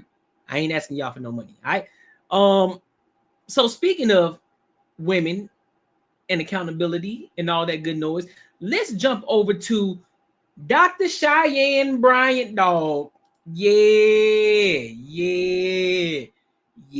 Dr. Cheyenne Bryant, she's back in the algorithm again, talking the talk. I ain't gonna say talking her talk, but I'm gonna say she's talking the talk. So she was on the Love and Fly Shit podcast, talking about hard truths and tough love. And yeah, I haven't listened to it yet. So let's go ahead and rock out, man. Make sure y'all like, comment, subscribe. Are high value, low functioning. High value meaning what? They got the money. They can, in their illusion, can purchase a woman. Women can't be bought. They're being bought every day. And men are getting exactly what they paying for. You ready? Yeah, go ahead. They getting either vagina, an STD, or a baby mama. Would you take a high-functioning man making $50,000 a year? That wouldn't fit my lifestyle. You can respect him? Yes. Well, then why wouldn't you take him? He make 50, he make you happy. Because what happens is psychologically, when that man cannot provide for a woman of my caliber, it affects him. I'm not here to make a man feel small. I'm here to make Flash It Podcast.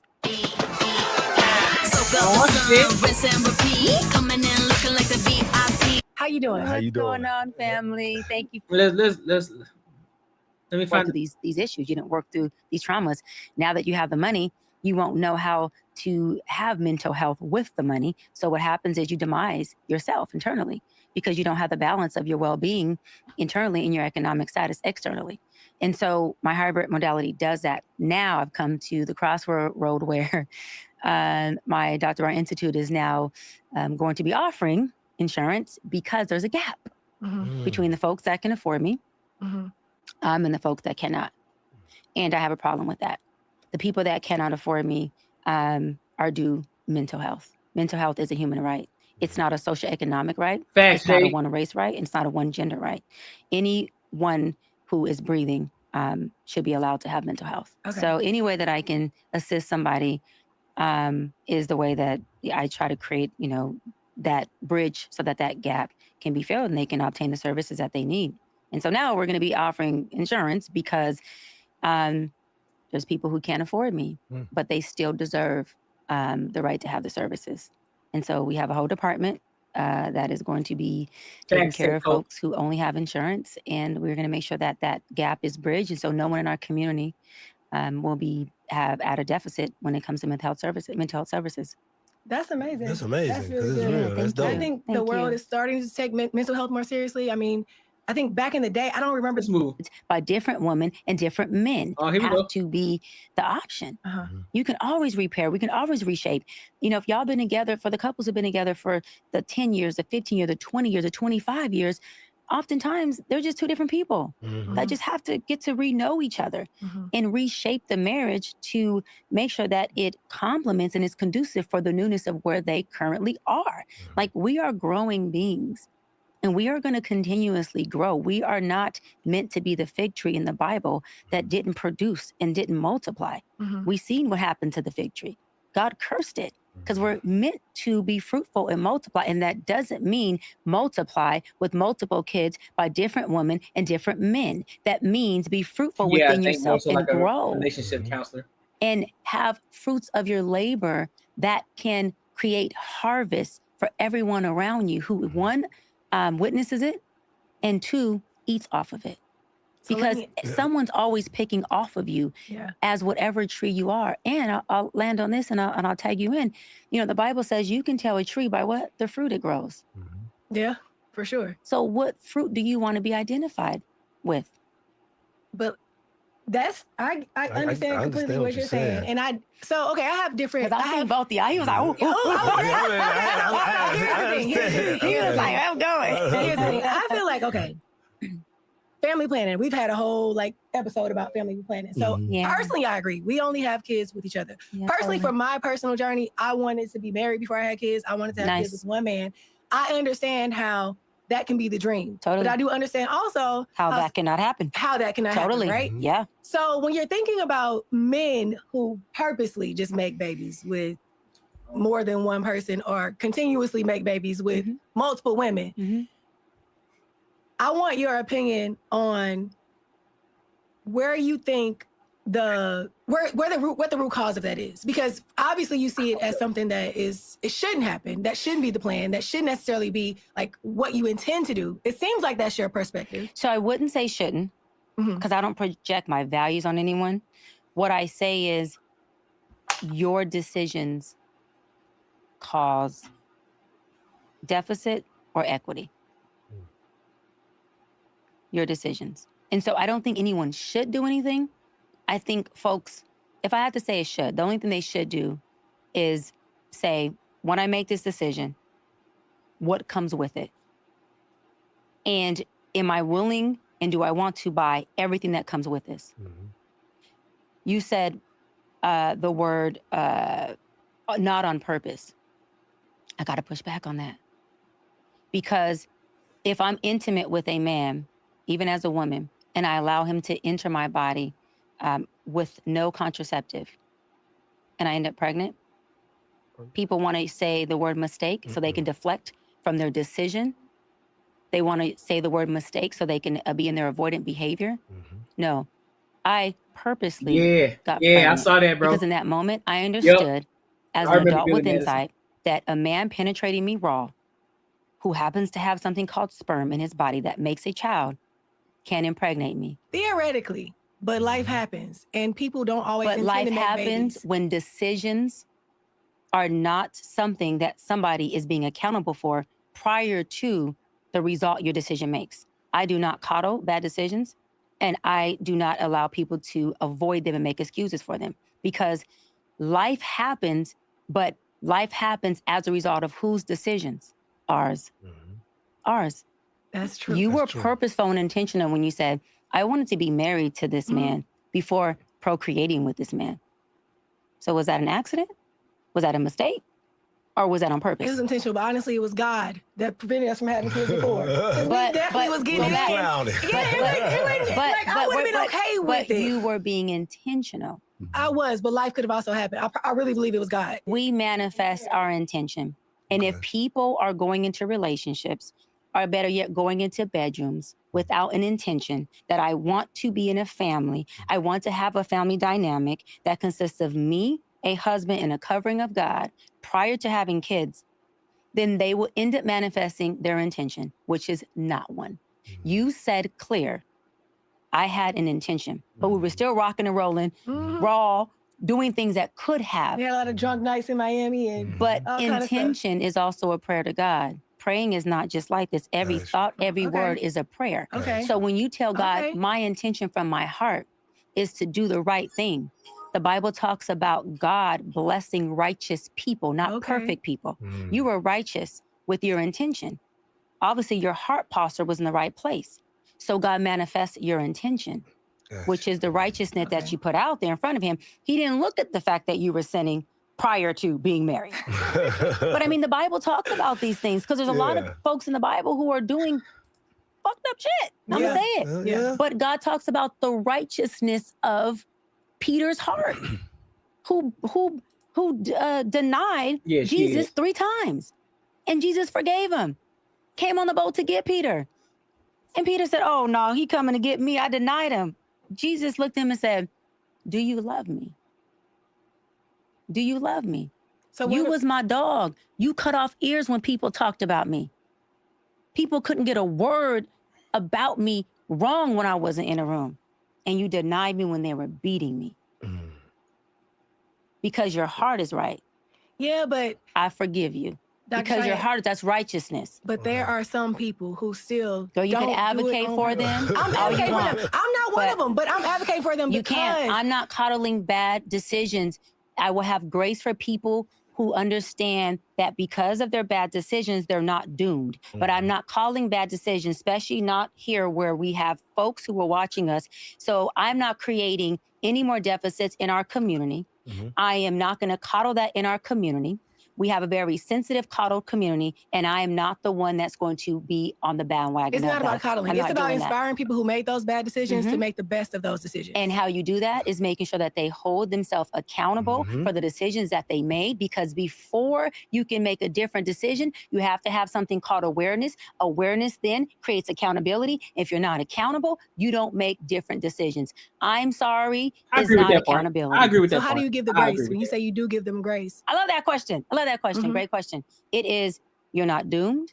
It is, let's take inventory and turn the lights on so we can take inventory of what is in this room, good and bad. Because just because you made 1 or 2 bad decisions doesn't mean that your inventory of your life doesn't also have amazing things going on there. Let's figure out how we can empower you. Let's figure out what the results are that your decisions have created. And let's figure out what are the resources you need to do different, to be better. If it's you are a mother who is single, and you never wanted that, but you're there. How do we get you the resources to be the best mother you can be? How do we get you to make different decisions so that your babies who are watching you, which is called learned behavior, don't do the things you do? I am here to break generational pathologies. I am here to break dysfunctional pathologies. I'm not here to be liked. I'm not here to be on no bandwagon, and I'm not here to tell people, listen, you made bad decisions. That's okay, because I don't want to hurt your feelings. You've already hurt your own feelings. It's not about hurting feelings. You've already created. It's not. You've already created a trauma bond between yourself, that relationship, and those babies that you birthed. Let's undo that. Let's, and we can do that. I agree with this part. We can do that with love and with grace. Yes. But that comes with also saying, here goes a mirror. Let's look at what's there. And I'm not here for deflection, and I'm not here for avoidant behavior. It doesn't get us anywhere but in the same cycle that we continuously repeat, and that is called generational curses if we want to go street terms, and it's called dysfunctional pathology if we want to go clinical terms. And I'm not here for it. I'm here to disrupt it, and I stand on it. And here goes my square. I guess I respect it. I mean, go ahead. Go ahead. I got a question. Let him go. I'm sorry. Go ahead. No. You had something you wanted to say. I don't want to stop you. Go ahead. No. Okay, so this is my thing. Anybody that knows me knows that I hold everybody accountable. I have very high standards for myself and anybody around me. I can tell. Yeah, totally. My team, whatever. Totally. But at the same time, I'm also very,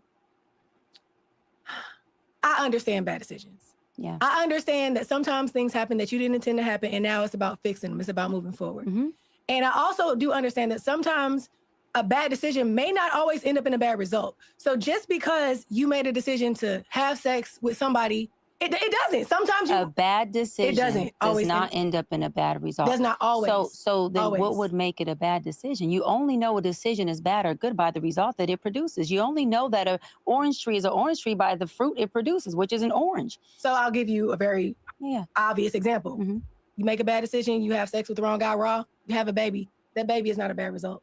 That baby is a product of a bad decision, but it's not a bad result. No, that child is not a bad child. That child is not a mistake. The mistake that was made was at the choice of the mother and the father. We got to hold both accountable. The child, I agree, is not a mistake. That child is just an innocent baby that is a result of a decision. Yes, but her bad decision making did cause that child to be born in deficit. It still results in a bad result, it doesn't mean that she's stuck in that result. It doesn't mean that a man is stuck in that result. I think we have to get to the picture of, are they stuck? No. Is it a bad decision? Yes. A bad decision doesn't make that person a bad person. So I think what's happening is you got to separate the two. Stop personalizing that if I make a bad decision, I'm a bad person. No, I'm not a bad person. I don't think people do that. Totally. I think my point is coming from a judgmental standpoint. Gotcha. Because I feel like what you're saying is judgmental in some ways. I feel like I wasn't raised in a two-parent household the whole time. My parents were together, they got divorced. I chose to go another route. But I don't feel like it's necessarily always the wrong way to do things. I don't agree with men having 5 baby mamas, but that doesn't mean that just because he's not in the household with his 1 baby mama, that makes it him a bad man, or he's not a good man because he's not with that woman. And I feel like I do believe in co-parenting. I believe people can still raise kids successfully without necessarily being married. My path is not everybody's path. So I come from a standpoint of, I don't know. There are multiple ways to do I don't know things. about that part, shorty. I don't know about that one. I don't know about that one. Pathology is the medical study of the functions and tissues. And what the fuck is she talking about? Man, I don't know what the hell that woman talking about, to be honest with you. and sometimes you got to play the cards you have to the best of your Nah, ability. I knew your toxic ass was gonna say something. Man, nah, bruh. I don't agree with like the judgmental aspect of, okay, no, everybody needs to get married to have kids, because there are single women out here who are having kids by themselves without a man at all. And if that's by choice, then again, that's their decision. So that's what they wanted. That was an intentional choice. We have my sis, Ebony K. Williams, who was on my my talk show, She Talks. Shout out to my girl, Ebony K. She made a choice to have a child as a single woman by herself. She's a very happy mama bear. That is a choice with an intention. You're talking about 2 different things. When you said I was not born or not raised in a 2-parent household, but I grew up to make a different decision. Well, what probed you to? But again, that's where statistics come in, big dog. Yeah, Splinter Cell. Yeah, he was from a 2-parent household. Yeah, he was. There's nothing is absolute. But again, the likelihood, the probability of a person turning out not dysfunctional versus a person turning out dysfunctional is different. The likelihood of a person being a law-abiding citizen not being what that, what Splinter Cell was, the likelihood of that happening coming out of a 2-parent household is far unlikely than a situation where a kid comes from a 1-parent household. There's a study on that, fam. Just saying. To make a different decision is you seeing that was a decision. Environment doesn't always produce the best fruit, but in most cases, depending on what environment that you are in, you could pretty much determine what that fruit is gonna bear. So it's just like the analogy, you know what I'm saying? If you hang around 6 millionaires, you're more than likely gonna be the 7th millionaire, right? Because that's what's in proximity to you. That's the environment that you're in. So you're going to be more likely to end up a millionaire as well. And that goes the same way as the other. If you tend to always hang around, the thugs and the gangsters, you're going to end up being a thug or a gangster or a gangster because of proximity, because of the environment that you are in. That's why when you see a lot of people who come out of the hood, not many make it out. There are some who do, because nothing is absolute. So yeah, that's why it still stands. Most people who tend to be degenerates come from a single parent household. There are some who make it out and who make a phenomenal life for themselves. Just as there are some who come from a 2-parent household, they end up being degenerates. But it's not absolute though. It's the probability of it happening versus not happening. I heard an example years ago. It's easier to pull someone down from standing on a chair than it is to pull someone up onto a chair. That's a fact. That's a great analogy. If that wasn't the case, they wouldn't celebrate people who make it from a single parent household so much. Exactly. That's why one of the things, who is one of the GOATs? LeBron James. You know what I'm saying? I'm just a kid from Akron. I'm not supposed to be here. I grew up without my father, single parent household. Most people ain't LeBron James. That's a 1%. That's a 1% type of guy. Not many people finna be a LeBron James. That's a prime example. When you look at everything on a broad level, on the broad spectrum. You didn't want. So therefore, if it was something you admired, you would have recreated the will, baby. But you didn't, because you said, I don't want this decision. Because somewhere in your mind, you've seen that as not being a good decision. We do good things. You didn't say, I want to do the opposite because I just want to be a bad woman. I want to be a rebel.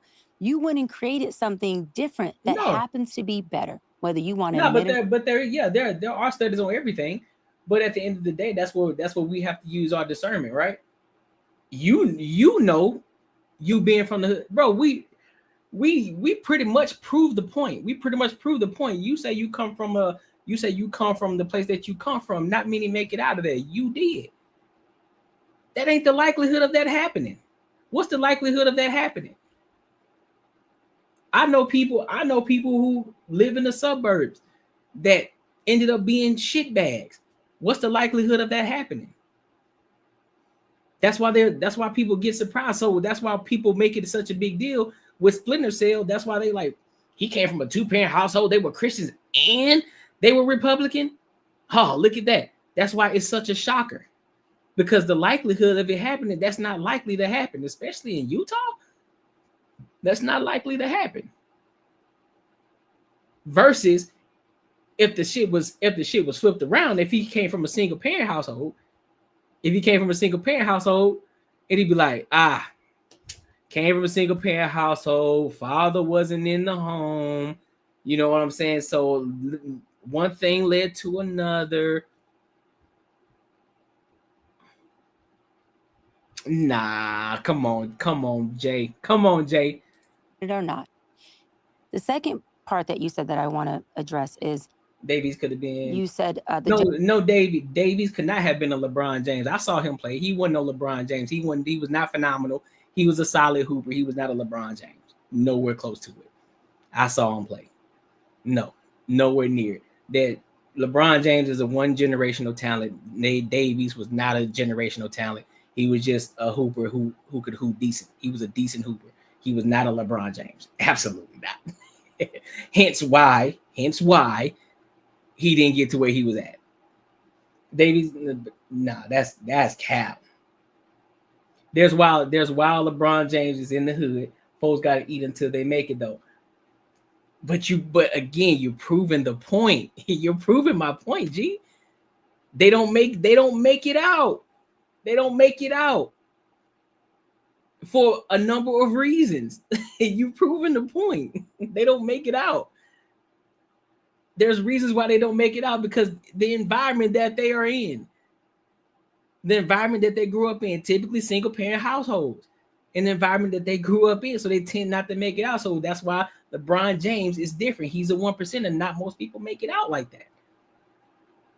But when it's a 2-parent household, it's most likely to happen. The breadcrumbs that you're talking about, that's a one-off. It normally don't happen like that. That's what we saying. You proving my point, G. Come on, dog. I'm here with you, dog. Judgment part. This is not judgment. This is saying that because they don't have a foundational structure. What you are choosing to do is causing impairment in your world, or is causing impairment in these beautiful children's world that you are birthing. All right, hold on. I'm gonna let it keep playing. Give me a second. To be fair though, when you are in your teens, you start to rebel from what your parents taught you, and then get into college with freedom and exposed to a bunch of stuff. I've been to college. I've been exposed to many different things, but I still held my foundation. I still held the foundation that my parents taught me. So therefore, I knew certain things. I knew the threshold of what not to do. Of course, I would coddle that line a little bit. It's like, let me test the waters on this a little bit. You feel me? Like, let me test the waters on this. Of course, that's what teens do. That's what you're supposed to do. But then there's still that little voice in your head that your parents instilled in you is like, yeah, I don't think I want to do that. Because there have been many situations where I could have made the wrong decision, but because I heard that voice in the back of my head, I was like, yeah, no, I'm good, bro. Which is why I would foundation, bro. So when certain people say certain, like when certain people do certain shit, that's why I don't bend to peer pressure. When people say, hey, bro, you know what I'm saying? Come on, bro, like stop being a bitch. Well, I'm just gonna have to be a bitch today because I'm not doing that. But that's because that's what I was taught in a young age. Like, don't bend to don't be the person that bends to peer pressure. And that was instilled in me. So when people tell me some shit that I knew that didn't look right, I'm like, nah, G, I'm good, bro. Y'all got it. Come on, bro, stop being a bitch. I'm good. You can call me whatever you want, but nah, I'm straight. You got it. Do your thing. It wasn't because that was something that wasn't just something that just came sporadically in my mind. It was taught to have discernment, to pay attention to your surroundings, to not bend to peer pressure, to not make stupid decisions. Be careful about the decisions you make because your decisions have consequences, whether good decisions or bad decisions. They all got consequences, either good consequences or bad consequences.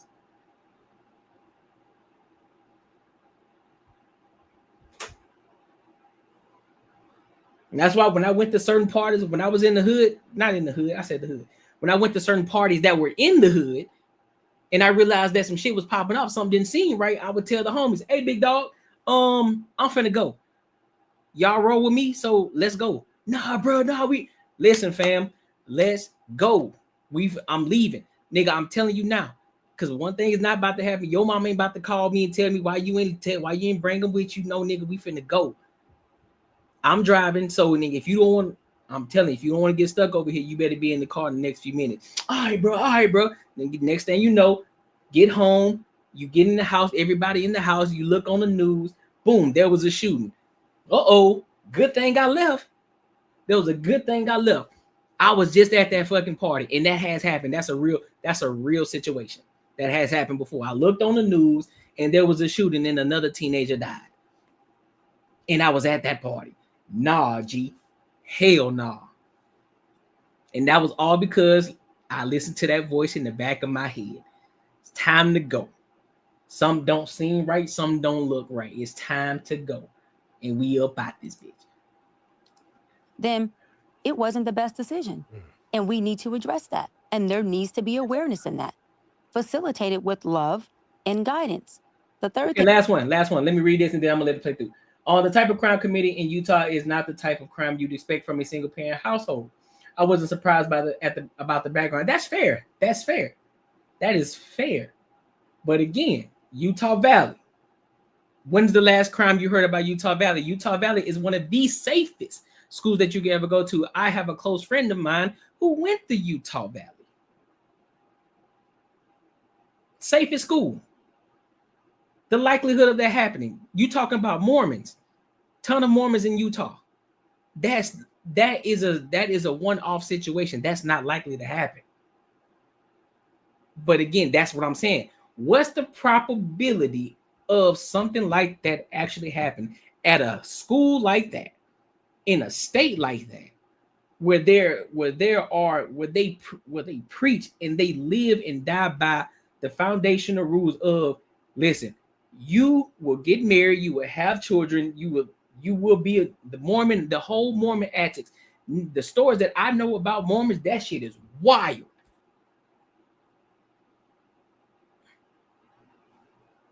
But the likelihood of it happening, though, the probability of it happening in Utah at Utah Valley, that's a one-off situation.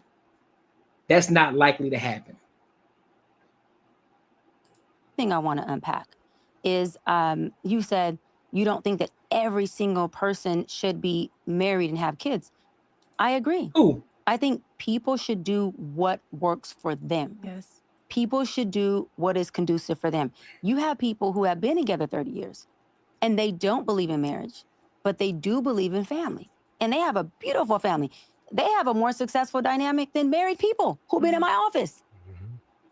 If that works for them and it's healthy, I say run the damn play. If marriage demises you and it's not healthy, undo that play. absolutely don't go there. I agree with those pieces. And you said one more thing I wanted to address. You said, what did you say? Judgment piece? Might have been it. I don't want to hold us up, but if it comes back, I'll address it. It's okay. No, it's okay. Yeah. Nah, he ran track. He ran track at Utah. I addressed it, but you made some really good points, and I love that you are expressing yourself transparently, about these different issues, because there are so many viewers who are watching this who feel the same way, who you are going to be a voice for, and they need to hear these answers and responses, who would never get the opportunity to sit with me and ask me, maybe be in session with me and ask me, or even be able to DM me, because I can't get to every DM. So thank you for asking the questions that a lot of people probably have, like, Doc, is this a judgmental perspective? No. But in order for us to heal and shift and move forward, just like when y'all have children, you got to tell your child when they made a bad decision. Because what kind of parent would you be? To say, oh, no. Oh, this is what you said that I love. You said every man's not a bad man because he decided to procreate and then leave the relationship. There is no bad human being who's bad based on just making a decision. I don't believe that people are bad. Their decisions are what need to be corrected. And the root of their decision comes from who? The whole person of who they are. I don't agree with that. So again, the fig tree isn't bad, but the fig tree wasn't producing. So because it wasn't producing, God cursed it and said, you just won't be blessed again. All right, Doc, tell me this. How can a low value man be high functioning? That's what I want to know. How can a low value man be high functioning? Tell me that. Hold on, let me drink. Take me a sip. Yeah, take no, a sip, me too. Because no, that does what you just said leads into that question. Because well, he took it straight. He said, "Hold on, y'all had your woman talk. We gonna take going way too long." Dang. He said, "I need to know." How can a low value man be high functioning? Yeah. Okay. So I want to clear this up. Okay. Kevin Samuels used his low value or his term of value as the noun of value, which is morals and values, which I love that too. I loved his term as well, right? Morals and values of a person. I use the value term as an adjective word, which is value in your success, your accolades, your money, your relationships, what you got going on socially, economically. So when I say a man can be low value, that just means that he doesn't make a lot of money. His economic status isn't high. He's not affluent. High functioning just means that this man has emotional intelligence. He has ability to regulate his emotions. He has ability to sit and create resolve with us and not bring in more impairment into our conversation, right?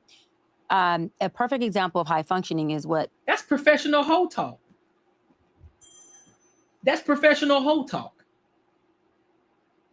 That's professional hoe talk.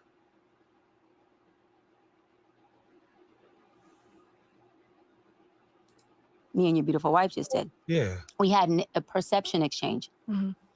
There's things that she heard me say that she pushed back on, but there was never a time where our emotions wouldn't allow us to receive each other. Right. Yeah, and still not have a respectful conversation. And after this, still give a hug and love on each other and have a glass of wine if we wanted to, right? So again, low value man is a man who just economically isn't affluent. Doesn't make a lot of money, just to put it out there easy. High functioning means this man can have a conversation. This man can regulate his emotions. He can receive a difference in opinion. Right? He is not fleeing or sabotaging the conversation as soon as things don't go his way, because his inability to sit in uncomfortable emotions or sit in discomfort. I'm lost. Ted Coach, what you mean?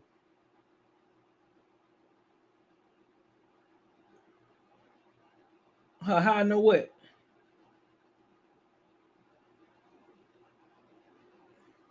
Talking about the friend that I know that went to Utah Valley?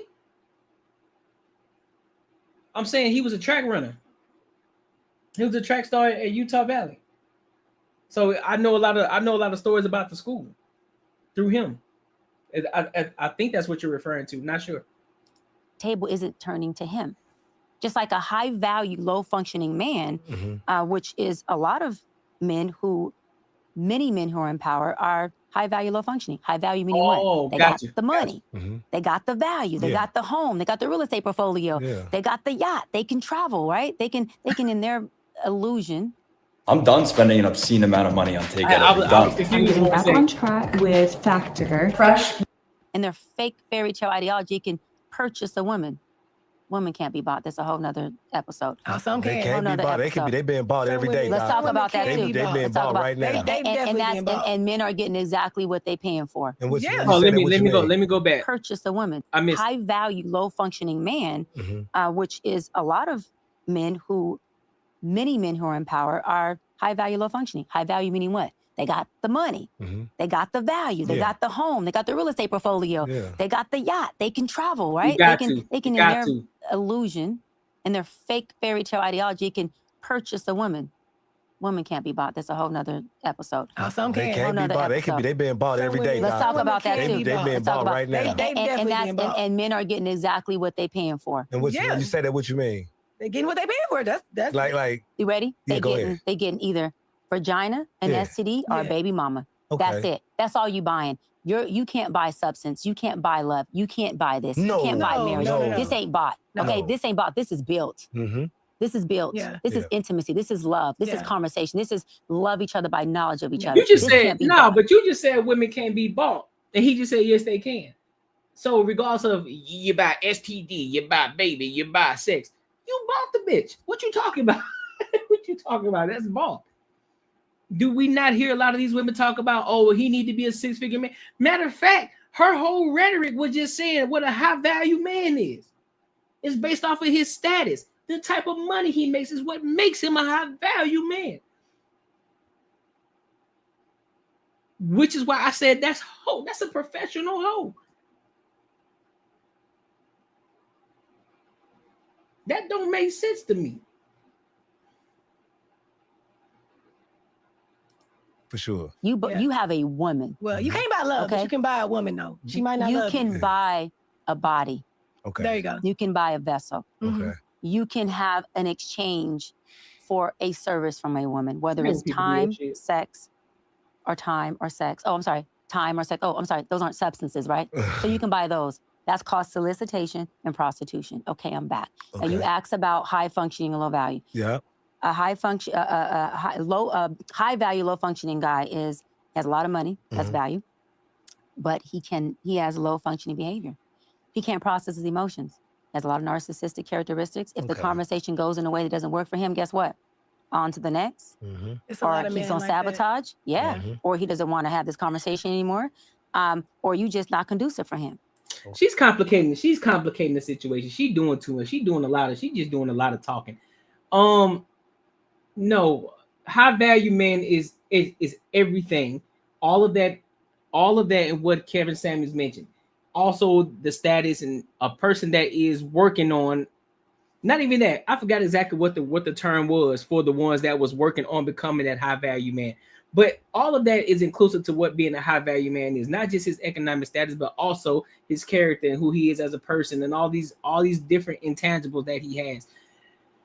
The shit that she talk about, she trying to separate the two, because she's trying to say what a high value man is that's just the physical things that he has, his economic status and the type of money he made, and then versus a low value. There you go, a Henry, which is the person that's working on he's working on becoming a high value man, and the shit that she's talking about as far as a low value man, that's just the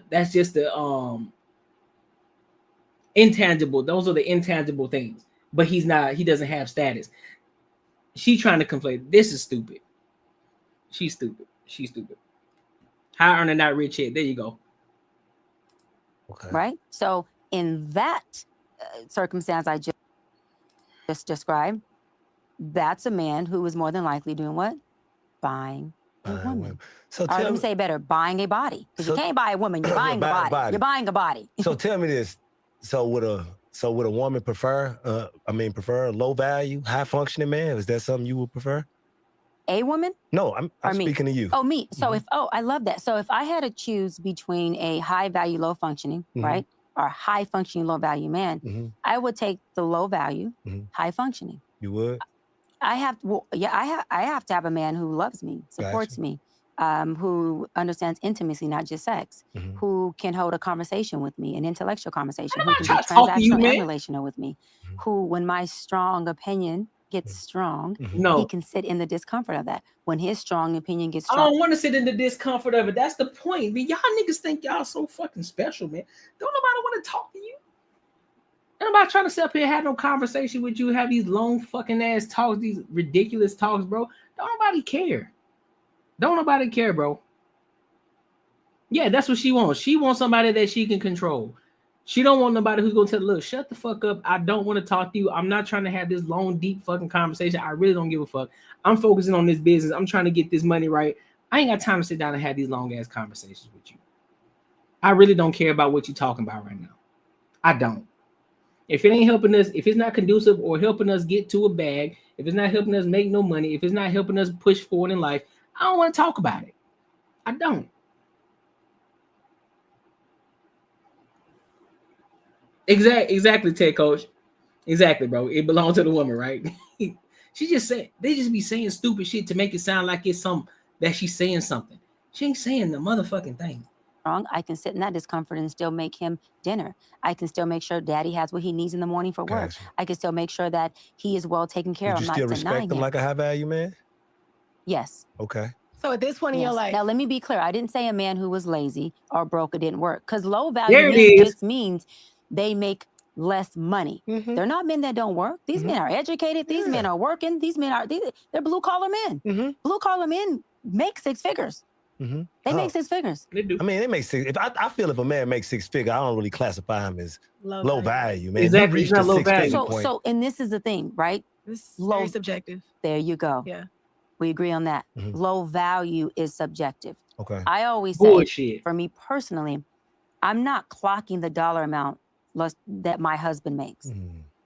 It's what lifestyle can we provide ourselves and our family collectively. So it's a lifestyle we can provide because you don't need a lot of money for certain lifestyles. So what lifestyle are you talking about? Because if he's a blue collar worker, he working, he grinding. So what is this lifestyle that you are talking about? Are you talking about the lifestyle where you can go and buy a Gucci purse, or you can go buy a Louis Vuitton bag? You can take trips whenever you want to go. You want to fly first class when y'all fly places. You want to be able to drive in the latest Mercedes. You want to drive in a G-Wagon. What are we talking about? What are we talking about? What type of life is it that you're trying to live? What does that life look like? Because I 100% disagree. I didn't go say I disagree, but I don't believe her. I 110% don't believe her. I think that she wants somebody that she can control. So maybe I do believe her. Because if she wants a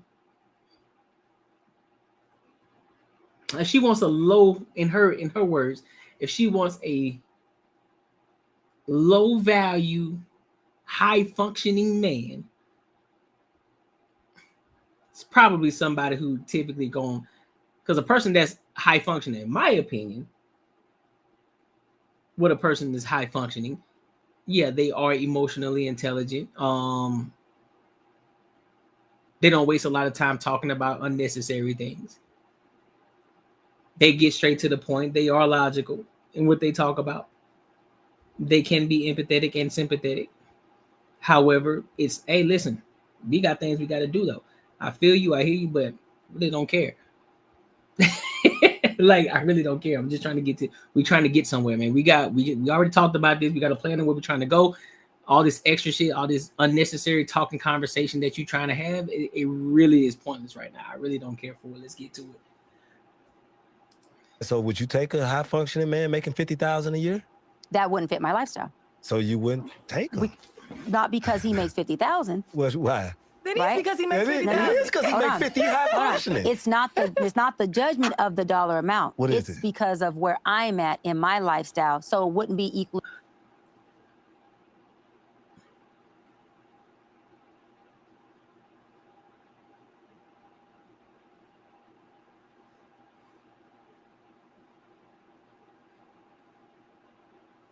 Let me run that back real quick.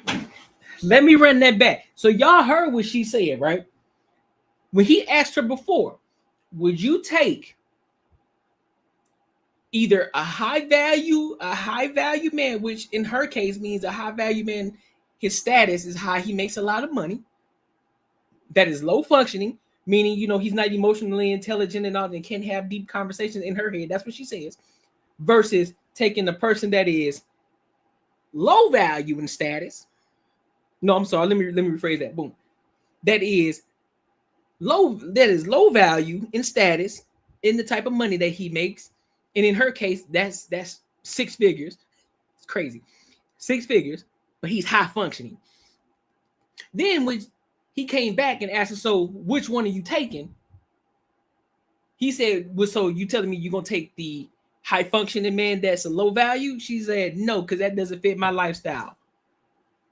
Nigga, what?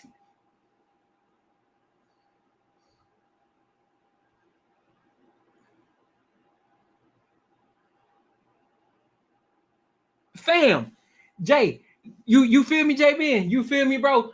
You feel me, dog? What are we talking about? This is why you let them talk long enough. Listen, fellas, listen. This is why sometimes men just tell y'all to shut the fuck up. Because you end up talking too much and you put your foot in your mouth. You start to talk too long. When you talk too much, you put your own foot in your mouth. Because you thought you was cooking. You thought you was eating big too. She thought she was eating a full course meal. And she choked on the bone. Pause. She choked on the bone. Well, I can't really say pause because she's a woman. She choked on the bone. Now she finna backtrack. She finna start backpedaling. Watch this. Yoked, it wouldn't be yin yang for me. Now, hold up, let's my just bad. I say said, let me play it back. ourselves and our family collectively. Watch this. So, it's a lifestyle we can provide because you don't need a lot of money for certain lifestyles. Okay, I heard what you're saying. So would you take a high functioning man making $50,000 a year? That wouldn't fit my lifestyle. So you wouldn't take him? Not because he makes $50,000. Well, why? Then it's because he makes $50,000. It is because he makes 50 high functioning. It's not the judgment of the dollar amount. What is it's because of where I'm at in my lifestyle. So it wouldn't be equally yoked. It wouldn't be yin yang for me. Now, let's just say. So that's the reason, though. That's the Dr. reason. Cheyenne, because you said you wouldn't take him if he made $50,000. It's not about judgment. It's about the fact that you just can't pay for what you need to pay for. What I'm saying is, if a woman is in the space where she's making $80,000, and this man can add to whatever her lifestyle is, and he makes $50,000, for her that is conducive.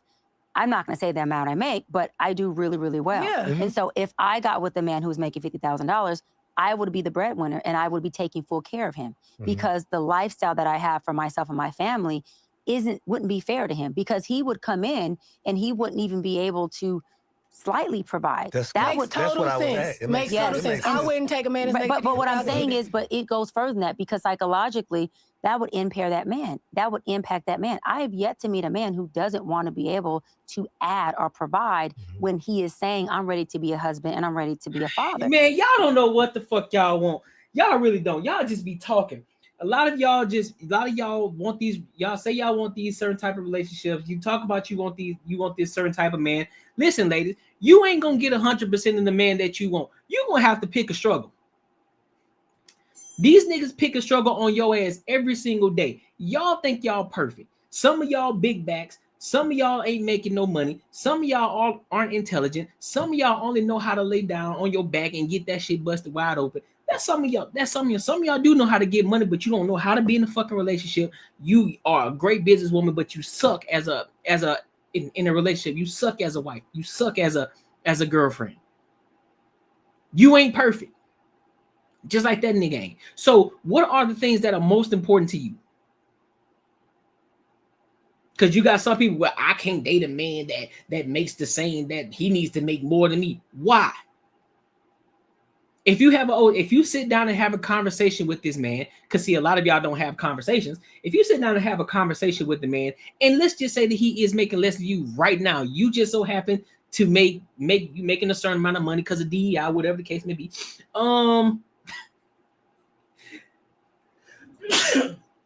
bless me. You just so happen to start, you making a little bit more than this man or whatever the case may be. You making more than him. Okay, so now if you realize that you're making more than him, you then sit down and ask, okay, so let's have a conversation. What are the goals here? What is your 5, 10 year, 15 year plan? What do you plan on doing right now? And if he can give you a line, if he can put down on the line and tell you everything from point A to point B, where he's going, where he sees his life, where he sees his destination. And you sit here telling me, nah, I can't do it because I want to experience life.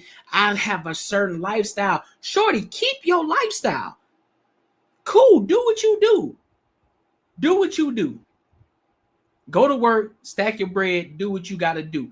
But understand something. If this man already has a plan now and he already understands, he just ain't got it right now, that doesn't mean he's not going to always have it. He's working on it. But then when you flip the script and the man says, okay, cool then. Well, I don't want a chick that got babies. I don't want a chick that's a fat back. I want her in the gym. I don't want a chick that talk back. I want her submissive, friendly, and fit. I want her to submit to me. Then you got a fucking issue. Then it's a problem. Well, who said? See, that's that misogyny. That's that misogyny. See, y'all niggas so toxic. Why do I gotta be your slave? Because that's what I want. You want me to be a high value man, right? You want me to take care of you. You want me to make more money than you, right? So therefore, if I'm the breadwinner, you gonna have to do what the fuck I say. Ain't no talk back. Ain't no, oh, what if I want to challenge you? I don't want to be challenged. I get challenged every day. I just want, if I say we finna move, you gonna tell me how far we gonna fucking move. That's all I need to hear from you. How far we moving? When do I need to pack?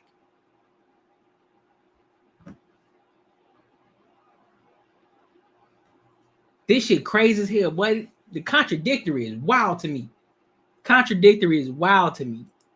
Those men who are family men, not street men, family men, they take pride in providing for their wives. And so if that man can't provide, that is, and they also work their ass off too to get to that point, because they talk with their person.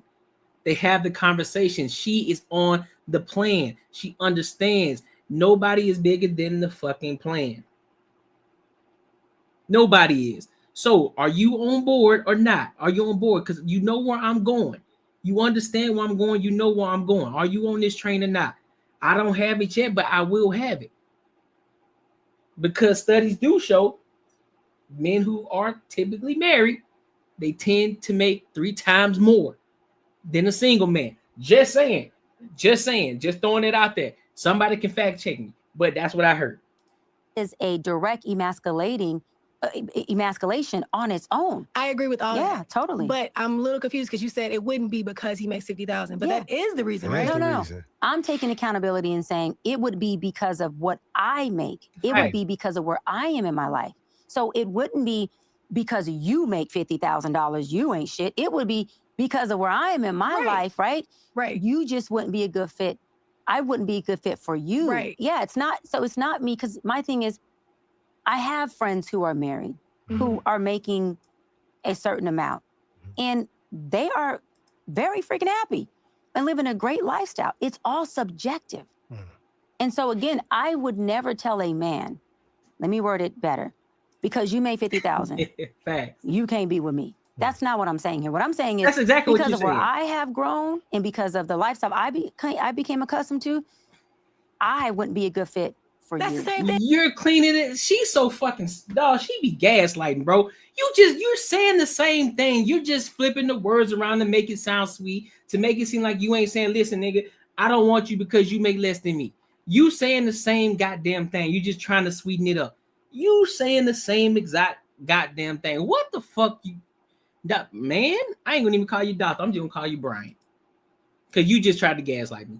Lifestyle I became accustomed to, I wouldn't be a good fit for you. That's the same thing. That's the same thing. That's what I was saying. It can be to us because you're not the man I'm saying that. Okay, I get So what you're saying. for me, because when I'm having a conversation with a man about this, my intention is never to emasculate him or never to make him feel small. So words do matter. You just did, bro. You just fucking did. Any nigga with half a brain would understand you saying the same thing. You just saying it a different way. You just saying it. Listen, the way that my lifestyle is set up, you know what I'm saying? I don't think that I would be a good fit for you. You basically just said, listen, bro, you don't make enough. So therefore, because you don't make enough to fund the lifestyle that I've already provided for myself, I don't think it's gonna work because I'm gonna end up leaving you anyway. And that's exactly what you're saying. You're not saying anything sweet. You're not saying anything special. You just had to soften it up a little bit, make it seem like you're not trying to emasculate him. That's exactly what you're saying. It's like stand 10 toes on it, Brian. Stand 10 toes on it. Say what you gonna say. Don't try to spite. Don't try to sweeten it up. Say what you gonna say. Be just like Sarah Fox. Nah, you know what? Listen, I ain't saying nothing wrong with $50,000, but hey, that ain't the type of life I want to live. Stand on it. We here now. Everybody see the shit. I just called you out. The shit that you just said, you just got caught. And even the host and co-host caught you on your shit. But you know, they ain't gonna press you about it. But they caught you and they said that's the same exact thing. You just trying to sweeten it up. Don't play with me, bro. Matter when it comes to a conversation you're having with someone, when you intentionally are not trying to tell them you ain't good enough, bro. Yeah, but what if he's half functioning? He making 50. He make you feel beautiful. For me personally, that is still a great man, but he's not conducive for where I am in my career. Because he don't make enough money for you. Because he couldn't sustain, and it would in return affect this man. Be honest, you couldn't respect him. You couldn't. No, I could respect him. You can respect him. Yes. Well, then why wouldn't you take him? He make 50. He make you happy. Because what happens is psychologically, when that man cannot provide for a woman of my caliber, it affects him. So as he becomes emasculated, as his confidence starts to dip, as his self-esteem starts to dip, at that point, a woman starts to lose respect because I can only respect. J-Ben, don't this sound familiar? Shout out to my girl. Shout out to my girl, Ashley. Shout out to my girl, Ashley, bro. Ashley, I'm gonna have to bring you. I'm gonna have to pull you forward. I'm gonna have to pull you forward.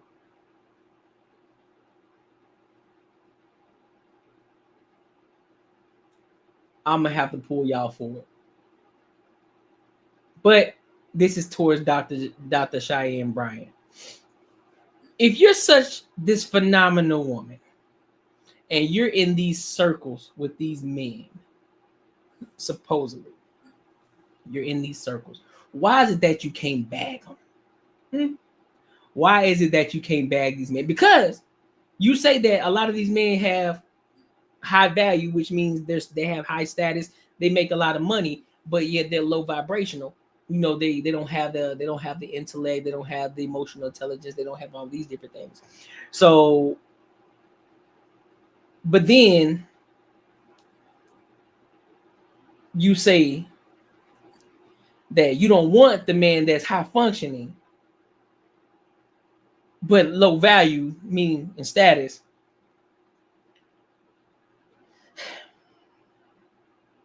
Because he don't make as much money as you. But yet you still say that you respect him, but yet you won't date him because you think that he's gonna be insecure, that he can't provide because you make more money than him. So by your logic, if he's a high functioning man,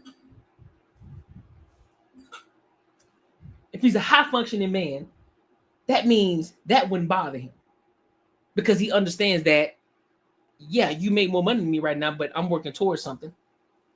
Because you say he also had to be ambitious. He also had to be a workaholic. You know, he had to get to a bag, right? He had to be that kind of guy that works ambitious and shit. So that means he already in the mental mindset that he's going to be working and grinding to build his money up and build his value up, his status, his economic status up, right? So the math ain't mathing to me, dog. What are we talking about? The math ain't mathing for me. The math ain't mathing for me, bruh.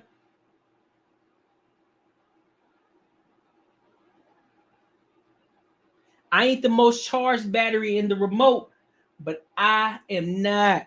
It ain't making sense to me, bruh. I hear a lot of buffoonery going on. Respect you at the level that you respect yourself. So why would I put a man in a position that is called selfish to me? And to me, that's a little narcissistic of a woman to say, I'm gonna put you in this position, knowing I'm gonna have to have full control, knowing I'm gonna have to take full care of you, and then just say, well, it's gonna affect you mentally. And when it does, you know, I'll just roll on that and maybe either take advantage of your vulnerability or just say, well, you know, I can be the powerhouse. I can always look like the one that's big, the big shot or the big dog of this relationship. Right. No, shout out to Anton Daniels. You know what I'm saying? Shout out to Anton. Shout out to Anton.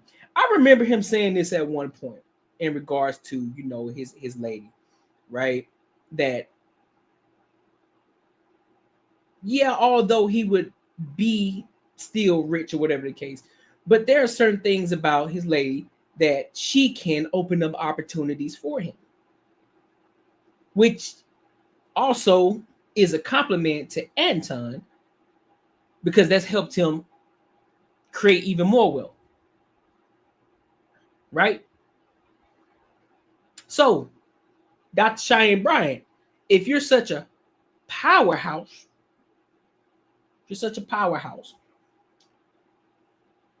and you're around all these people, you make X amount of dollars, you do very well for yourself, as you would say. That high functioning man that is low value right now, who you said, I just want to make sure it's clear, who you said that he still has to be ambitious in everything, right? Ambitious, that means he's still going to get to a bag. And low value for you is 6 figures, which you're going to stick to what you said, 6 figures. And you claim to be around all these people that make a lot of money. Why wouldn't you create the opportunity for him to help him level up? Because ultimately, don't you become the beneficiary of the success? Don't you? Because if he already has the potential to be that powerhouse and you have the resources, so to speak, to help get him there maybe a little faster or put him in certain circles, why wouldn't you do that?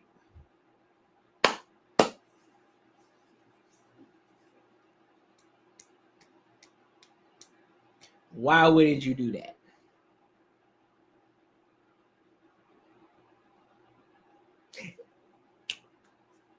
Why wouldn't you do that? I hope this is a phenomenal question for one of my panelists. This is a phenomenal question to ask because it doesn't make sense. It doesn't make sense. If he's I'm just gonna reiterate it one more time, and I'm gonna let it play. If he's a high functioning man, but low value right now, which means you're making more than him. But he's not a high value, meaning economic status. He's not high value, but he's low vibrational. You don't want that. You want the one that's high functioning, but you still want a high value. So you want both right here. So if he's already high vibrational but low value, you have a high value. So based on your standards, you have a high value. So why won't you use your high value?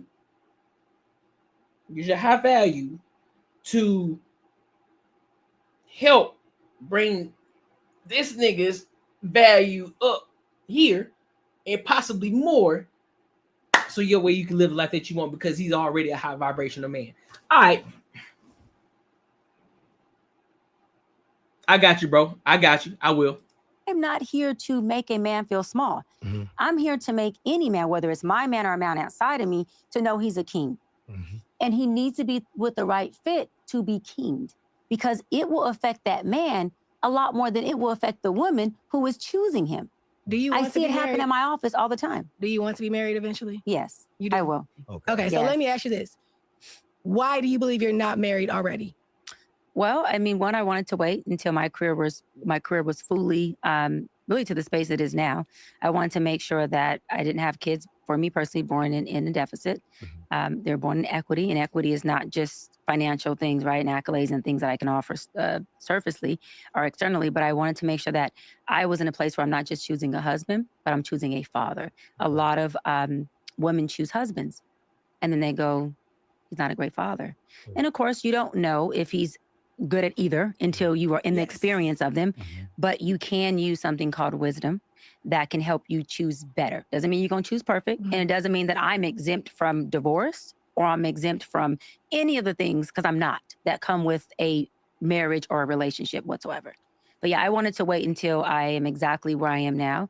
And so this year, I've said on other shows as well that I took my IUD out this year, and I am now ready to be married. And I think that if more people did it on their terms, I think that marriage would be healthier. Not perfect. Doesn't mean it's without problem. I think that it would be a happier marriage because you're doing it from a place of, I now as a woman or as a man, I'm ready. And I feel like I have the things I want to offer my partner, not what can I get from you. I want to get married. Look at her. Who can? I'm not gonna say that she can't get married. I'm not gonna say that. She'll be married and she'll be divorced in 3 to 5 years if that were to happen.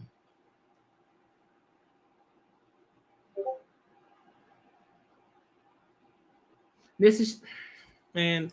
Married because I'm lonely. I want to get married because, you know, I need economic help here. I want to get married because I want to have someone looks good on my arm. Those aren't reasons to get married. I now feel like I have the things I want to offer my husband, not just, you know, what I had in the past, which would have been good enough because I was engaged, you know, twice. But for me, I want to be able to be like, listen, I did all this work, baby, not just for me, but I had my husband in mind. I did this entire time that I was building my career. Man, I'm done with this whole.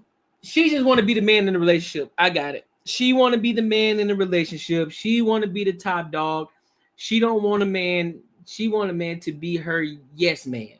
That's what she wants. She want a simp. She want a nigga that make a lot of money. She want a yada. She want a nigga that make money that he can simp for. That's what she wants. She want that type of nigga. He made good money, but he gonna be a yes man to her. She gonna be the one that gonna talk crazy to him. She gonna, you know how she talking. She wanna talk at him, talk to him like a kid, as if she their mom. That's what she want to be, the big dog. She want to wear the big dog pants in the household. That's why she ain't been married yet. Because I guarantee the type of dudes that actually wanted to be with her, those were the ones that was like, nah, bro, you ain't finna be the big dog here. That's me. You ain't gonna run shit over here. And so she couldn't handle that. Her ego wouldn't allow it. Her ego would not allow it. So that's why she's fucking single. That's why she's single. All this extra shit that she throwing out here, I'm talking about, she talking like she just got it in the bag, but yet can't find a nigga. Yeah, all right. You can cover that. You can mask that shit all you want to. I just want to make sure that I get my life together and I have everything so I can give to my husband and say, look, baby, I'm not doing this for me. I'm doing this for you. That's something a man would say. That's the phrase a man would say. Look, baby girl, I'm doing this shit for us. I'm doing this shit for you. So that way you can live the life that you want to fucking live. I want to give you the fucking moon and the stars. I want to give you everything. That's something a man would say.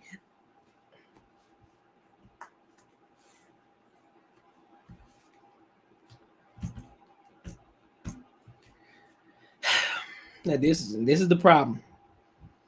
This is the problem. This is why a lot of y'all motherfuckers can't get married. This is why y'all can't find the men that y'all want, because y'all think the nigga gotta be 100% established already. This is why guys like myself and other guys like Anton Davis and everybody else who else agrees, this is why I say you should get married younger. It alleviates all the bullshit. You get married young, You have the conversation. Look, this is where I want to be. This is where I want to grow because you're still vibrant. You're still young. Boom. You guys can build. You guys can build together. You guys can focus. You guys have a plan of action to get to the fucking destination. You can build and grow your wealth. You can get to a bag. Both of y'all can get to a bag at a younger age, and you still can be married through and through. Have kids now that you are all successful. Because let me break it down to you. I went to school with a lot of people. I went to private schools, and one of the things that they did, they are still. I know a lot of them that are still married to this day, and they were high school sweethearts. They built together. I'm talking about they were together through college. They were together through high school. They were struggling, and then but it became a trade. I think a couple of them they get into trade work, and then some of them start their own businesses, whatever the case, right? They have their kids they're in their mid-20s. Boom, they're still building and growing, still building and growing, still building and growing. Then once they hit their mid-30s, boom, they've already established. They're well into the six figures. They got a family. They got a nice ass house. They're building their first home. That shit looking fucking gorgeous. They sitting on about an acre and a half or two, building their house. Business is booming. Everything is solid. No issues. Nobody's on TikTok talking about, oh well, I wish, I just need a man who's high functioning and he needs to be high status. They ain't talking about that shit. They living their lives. Kids, 2 or 3 kids running around, big ass pool in the backyard, big ass yard, nice ass home. It's not extreme, it's not a mansion, it's a nice ass home. It could be a forever home. And they living their lives. They've been together since fucking high school.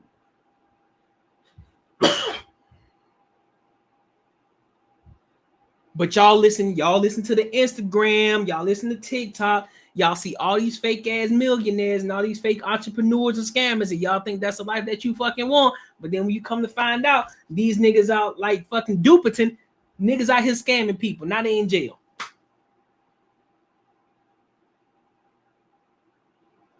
Because if you really wanted to live that soft life, if you really wanted to live the life that you claim that you want to live, you would do everything in your power to make sure that the man that you're with gets to that point.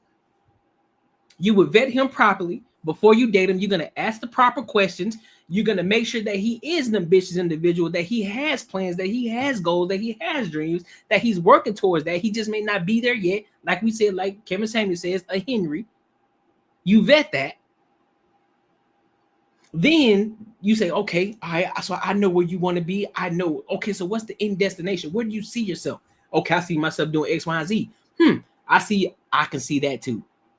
So what is it that you can do? So what is it that I can do to help you either get there faster or to free up the space for you in order for you to operate effectively so that way you can get to the destination? Because I know ultimately I'm going to be the one that's going to benefit from it as your lady. But y'all don't want to have those conversations because y'all too fucking egotistical. You think it's always about you. You think everything has to be done for you. You think everything has to be about you. You think everything got to draw for you, bro.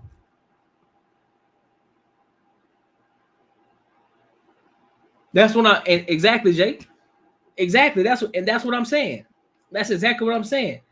But a lot of these women, they so stuck in their ways. They so, oh, well, I said this is what I want because I used to date a man like this and I did everything for him. And man, I don't want to hear none of that shit, bro. Like, I don't want to hear none of it. Did you vet him properly? Yeah, I bet. No, you didn't.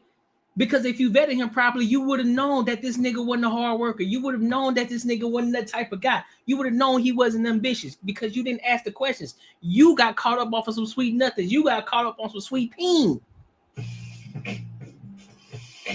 You got caught up in that. And you thought it was going to be forever. That nigga was telling you sweet nothings. It sounded good, but you never seen him working. You never seen him putting forth the effort. You never seen it. How is it that this is one of the things about business? This is one of the things about when you're in corporate. Listen, what is it that I can do to add value to you? I'm pretty sure a lot of y'all have heard entrepreneurs say it. Listen, stop coming up to me talking about let me pick your brain. One of the biggest things that you should do when you walk up to an entrepreneur, you know somebody that has a lot of information and you want to know it, you want to get that type of information, you get the information by adding value to them. Listen, what is it that I can do that I can add value to your life? How can I add that? How can I be of an add value to you?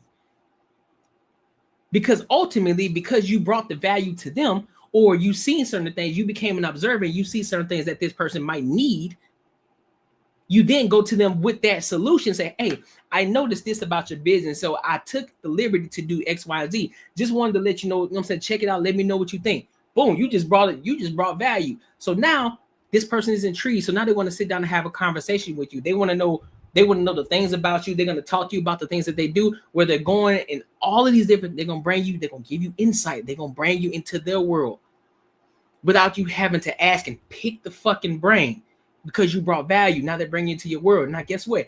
The benefit cost of it is now you get all this inside information that you can take back and implement into your life and into your business and whatever it is that you're fucking doing. But y'all don't want to listen to that shit though. You don't want to listen to it. Stupid. Dumb. So y'all just keep going on these podcasts, talking the shit that y'all talking about that don't make no sense. Keep going on here contradicting yourself, thinking you saying some sweet shit, and you ain't saying nothing but the same thing that every other fucking woman is saying. You just saying it in a different way. Because we can see right through you. Even the host and the co-host, they saw right through the shit that you talking about. They called you out. You tried to backwalk it. It wasn't happening. It's like, nah. I just gave you the blueprint. I just gave you the formula. Y'all should clip this. Y'all should tell somebody to do a reaction to this. Y'all should tell somebody to clip this shit up and post it and repost it and repost it and repost it. Because I just gave some game. But it is what it is. Listen, let me know what y'all think. Make sure you like, comment, subscribe for the algorithm, and make sure I hit that bell notification. Listen, bro, tonight was solid. Tonight was dope. Per usual, as always, we always come. We always show up. We always show out. And we always do our thing. You feel me? We always do our thing. And we're going to continue to keep showing up. We're going to continue to run this thing up. And eventually, we're going to get to it. We're going to get to a YouTube bag. You know what I'm saying? But for all the OGs who keep showing up, hey, I appreciate y'all. It don't go unnoticed. We just going to keep running it up. You feel me? So with that being said, man, I appreciate y'all. And until next time, don't forget to be here Saturday. I will be live Saturday at 9:05 p.m. on Saturday. I do it a little later, you know, because it's the weekend. You know, more people are up. I just do it at 7:05 during the week because, you know, people got to go to work the next day and shit like that. So make sure y'all here Saturday, 9:05 p.m. AZ time. Tell your friends, tell your family, tell your uncle, sister, cousin, and all of them. We in here. Tell them we going to try to run this bag up too. All right? So until next time, man, I'll holler.